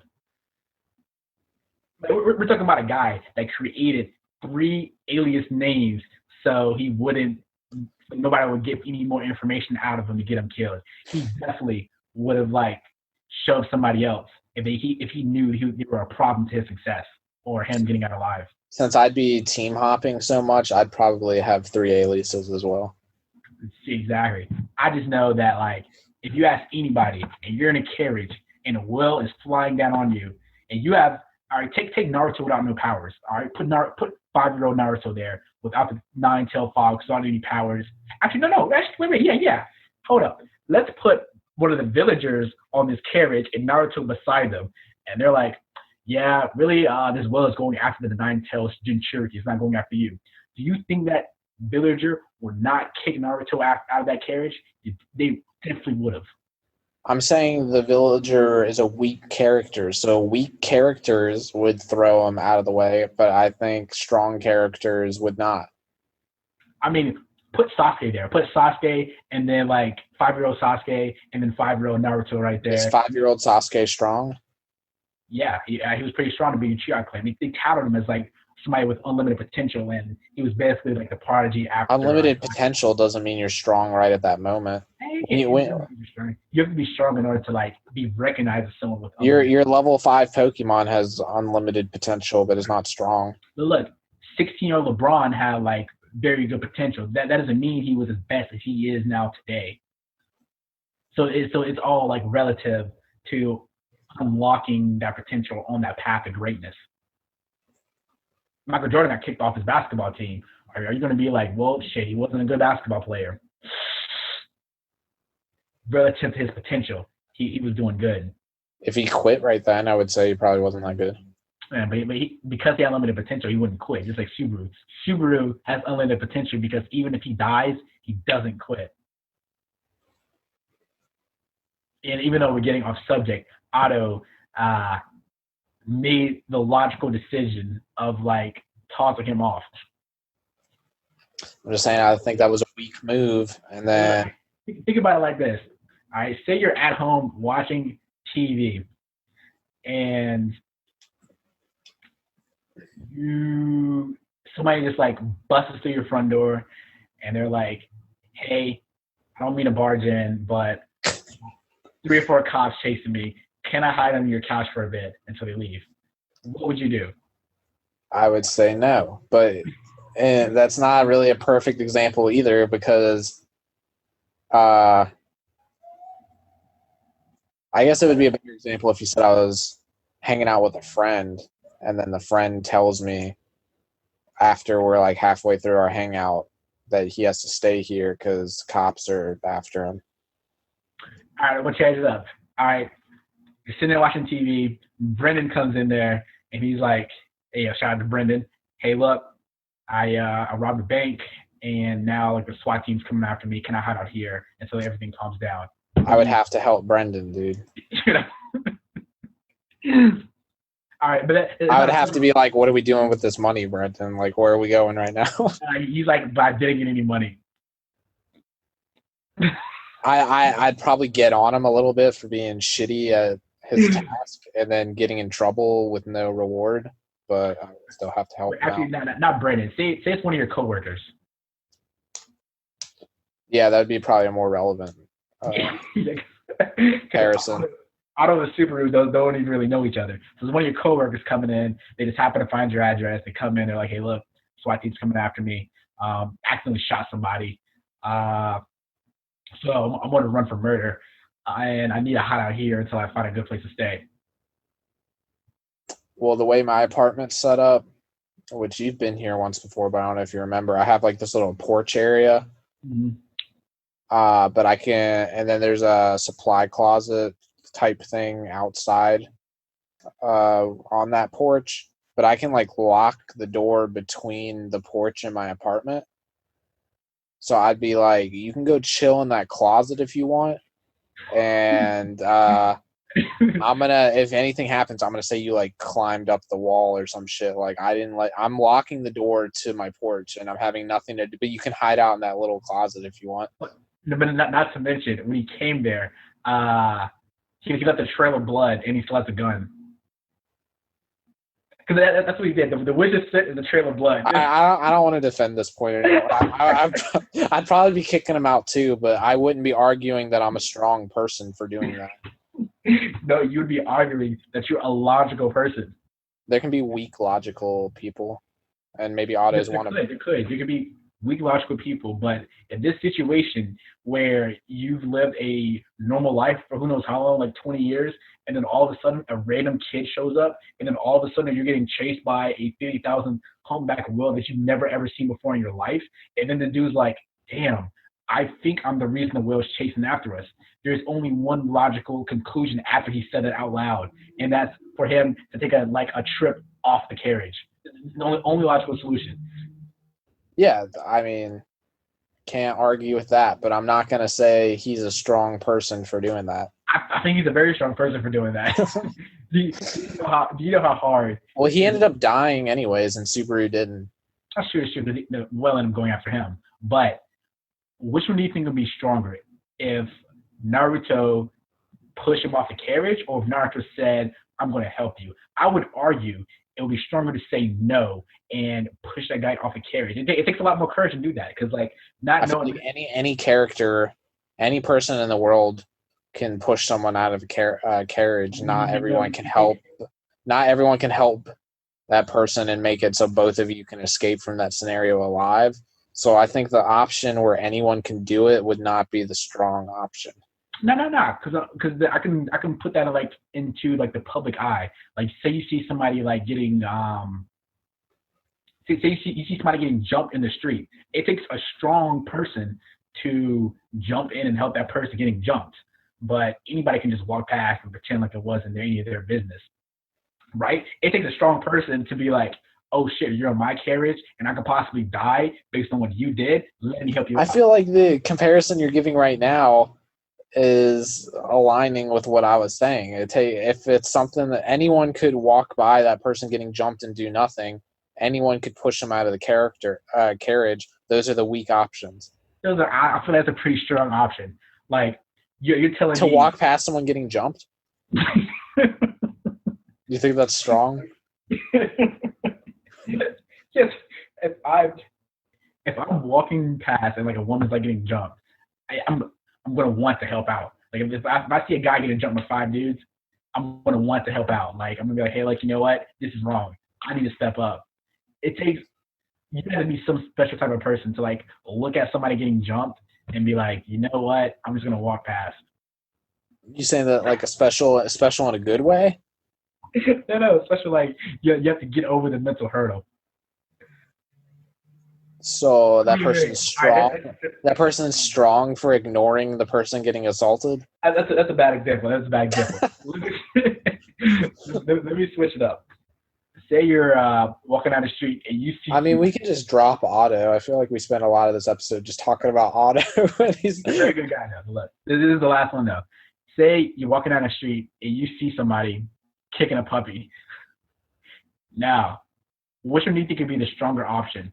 Walking past a guy kicking the puppy or stopping and saying something? Stopping and saying something. You think that's a stronger option? Yeah, you're just gonna let someone kick a puppy? Hey, that's what I'm saying though. You're just gonna let someone kick a puppy? That's the easy option. The easy option would be to stop and say something like, "Yo, why are you kicking a puppy?" and stop it. That should be if you're able to walk past somebody kicking a puppy. I don't know what mental hurdle you've done to like let a puppy be destroyed like that. I just You don't could just know. be so weak and unconfident in your ability to do anything that you just ignore life. Did you let a little puppy die? Yeah, I'm saying that would be weak. Are we not agreeing, or are you saying that it would be strong to let a puppy die? I'm saying it would be strong for you to walk past that puppy without saying something. Like, how does it make you strong? so I'm not saying like it's like strong mentally. Like to me, Yeah, how that would make me think you're like deranged. You're like, that's the more difficult choice. If someone was like, "Hey, look, do you want to?" Not for someone that's like sinister and evil. It'd be very easy. They'd be like, "Ha, that puppy is having a really hard time." You can say the same thing about a good person. They'd be like, it'd be easy to help them because they're like, "Ha, I need to help this puppy." It wouldn't be easy to help them because that person might like start assaulting you instead of the puppy. So it's not easy. What do you mean? But you stop the puppy from being assaulted. This is I think the worst analogy, metaphor, whatever that you've given to any argument we've ever had. I'm just saying that it'd be difficult. I don't want this thing recording saying that you condone walking past puppies. No, I don't condone it. I'm just saying it's more difficult to choose to walk past a puppy being kicked. Like if it should be easy for you to see a puppy. It may be more difficult, but does that make you strong? What do you mean? Is the more difficult option the one that makes you stronger? I'm not saying it's gonna make you stronger. I'm just saying it's more difficult than hopping in and saving the puppy. But that should be your first thought. It should be like, oh shit. It should be like instant, easy. So I'm saying. Yeah. So you're saying that I agree. Your first thought might be to push Subaru out of the carriage. But now think of Subaru like the puppy because you obviously think he's pretty weak. So in your mind, Subaru's the puppy. Now okay. I'm saying it's more difficult to like push that puppy and like pretend it wasn't there than it would be to turn around and help him. But logically, if this guy on the sidewalk has like a gun on his host that you can see, and he's like and he's kicking the puppy, and I just don't. It's fine. We can agree to disagree on whether Otto is weak or strong. I think he's a pretty strong guy. I guess we can agree to disagree. Now that I know he knows like earth element stuff, like if that's the case, then I can't say for certain he's weak. But everything I've seen up until this point, it seems like he's pretty weak. I think he's getting a bad rep. And then the fact that he pinned down Subaru with one arm, like I think that just makes Subaru weak. We'll say though, like. But we'll end it there because you wanna not save the puppy and I wanna save the puppy. I'm not saying saving the puppy is easier than not saving the puppy. So saving Subaru is easier than not saving Subaru. Boom, there it is. All right, boom, there it is. He made the more difficult logical choice by not saving Subaru. Were there any other points in the show you want to discuss? I think that is it. Definitely looking forward to season 2. Definitely recommend this anime. 11 out of 10. Okay, yeah. I It is. I didn't know we could do that, but yeah, I guess I would give it 11 out of 10. Hey, I had to break it out. Just You had to break the scale with deviate from the norm. I think that is like one of the best like new generational animes that has come out. Yeah. I mean, after seeing it the first time, I thought it was my favorite anime, but then I feel like sometimes I just if it's good, I feel like sometimes just right when I finish an anime, it has a really strong impression in my mind. So after some time went by, it's like still in my top 3, I would say. Yeah, I think I have it number 4 behind Full Metal Alchemist Brotherhood. Yeah, I told you guys episode 1 I would check out the original Full Metal Alchemist, but It was pretty good. I dropped it at like episode 15 or something. Crazy enough, I dropped Full Metal Alchemist, I think, a couple times just because I remember watching it when I was a little kid. And even though I didn't really remember it, watching it again, I can kind of like remember some of the scenes. But it wasn't until I actually sat down and forced myself to watch it that I actually enjoyed the story, watch it all the way through. Yeah, Andrew was saying I should check out the original before I check out Brotherhood, so I'll try it that way. I went straight to Brotherhood and I like dropped it at 15 or something. And original, you would definitely appreciate a lot more watching it all the way through. Well, maybe we'll do an episode on that eventually. We don't know what we're going to bring to you next week yet, but I would say that you want your fans to always know what you're going to bring to them next week. Well, what are we bringing up? What are we bringing to them, Chris? Like, hey, look, we got a surprise for you next week, and it's like That's pretty much what I said. I said I don't know what it is, but we'll surprise you with something. It's like saying, let's call your girlfriend. Oh, I don't have a present for you on your birthday. Instead of saying, hey, I have a surprise for you on your birthday. No, it'd be like if your girlfriend's birthday is a week away, and you'd be like, I don't know what I'm gonna get you yet, but And then instead of saying, hey, look, I have a surprise for you for your birthday, would it be a better choice of words? Because whatever you get her, you could be like, I don't know what I'm gonna get you, but you're gonna like it. And I feel like that's what the situation we're in. I don't know what we're bringing to them next week, but I feel like they're gonna like it. Yeah, no. If they made it this far, they can stick around. Horrible choice of words. Like imagine, imagine you walk into a test, right? Like a math test. You didn't know you had a math test. You did the math test, and the next day the teacher was like, "Hey, Matt, I don't know what you got on that test, but I'll have it for you next week." How would that make you feel? If my teacher told me, "Hey, I got a surprise for you for your grade on that test," I would have no idea what that means. Yeah, if the teacher was like, "Your grade next week is going to surprise you," I'd be like, "Oh shit, did I fail? What happened?" That means you expect yourself to pass. I always expect myself to pass. Okay, I have high standards for myself. I went to these math tests like, I'm gonna fail this shit. I was pretty good at math. All right, what about English? Oh yeah, who knows? I feel like English is subjective. It's like, does that teacher like the way I write stuff or not? Because I could feel like I wrote something very meaningful and eloquent or something. But really, English, I was like, this is subjective. So no matter what I write, she's gonna like it, and I'm gonna get a better grade. Because she can't be like, oh, this is shit. I'd be like, okay, well, explain it to me. I mean, like in English class, we had to like print the paper, bring in the hard copy. I wasn't printing it unless I thought it sounded good. So when I think it sounds good, and then they just grade my paper and put a whole bunch of marks on it, I'll be like, nah, like that's what I meant to say. Like that, I chose those words for a reason. That's true. I'm just saying that if you tell somebody, hey, look, I have a surprise for you, that sounds a lot better than. Okay, hey, well, tell them what they're gonna get then. What are they gonna get? It's a surprise.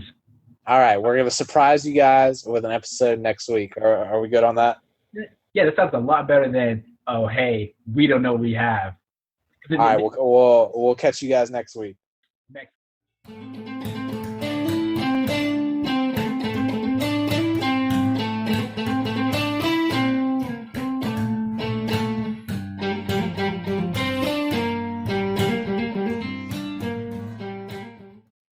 And I think Subaru's ability. Because you have to think about it, though. I told you, I think he's like Yuki from the Future Diary. I feel like they're the same character. I feel like they cry a lot. They're both weak, and then they have to depend on other people for their strength. And he's bolder than Yuki. Because you have to remember, not only is he dying, he's going back. I think Yuki would take him. I feel like if you put Yuki and Subaru in a fight, I feel like Yuki would win, no doubt. Huh? Subaru would win, no doubt. Nah, dude, I feel like Yuki would win. We're talking about this guy whose master plan was to have him shot straight up in the air, and then when the shot missed, you saw him standing on top of this humpback whale, like a mile or two in the air, on the whale's horn, and then jumping off the whale with like, basically, hey, look, I'm about to kill you. What's your point? Yuki would never do that. Yuki would be like, hey, what should I do next? Like, how do I pretend in order to like get through this game? No, I feel like at the end of the show when Yuno's running around with the katana, Yuki, like, he's got some balls there. No. Yuki spent the 80% of the show trying to run away from the game, from the phone game. Hey, if Yuki could have died and then come back to life and then played the cell phone game again, I feel like he would have. He would probably run to his dad. He would probably like, you know what? my dad killed my mom. Let me go like run, spend some more time with him, and then like do that repeatedly. No, I feel like Subaru was like really weak, and then he just dies and comes back, and then he has that knowledge of what he's supposed to do. Yuki never died and came back. But do you know how tough would it be to like die repeatedly and then keep that knowledge of like what you learned in the previous life and apply that to solving it after reliving those events again?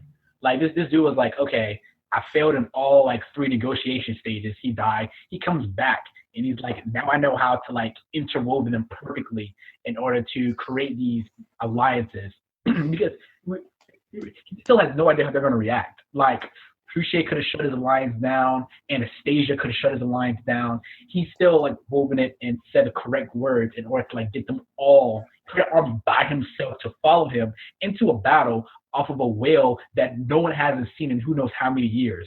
On like the fourth try, he like wove it perfectly. And when did Yuki ever take the lead? Name me one time this dude took the lead. Wait. And then after Yuno died, he sat there in his own world and cried for 10,000 years until she came to him. I'm not trying to talk up Yuki because Yuki is like he is a huge bitch, but I'm just saying that's how little I think of Subaru. I think Yuki would take him. I don't think Yuki would take him. I think on a scale of like 1 to 10, Yuki is like a 2, and Subaru started off at like a 3. I love the show, but I think Subaru is just kind of like the scrub.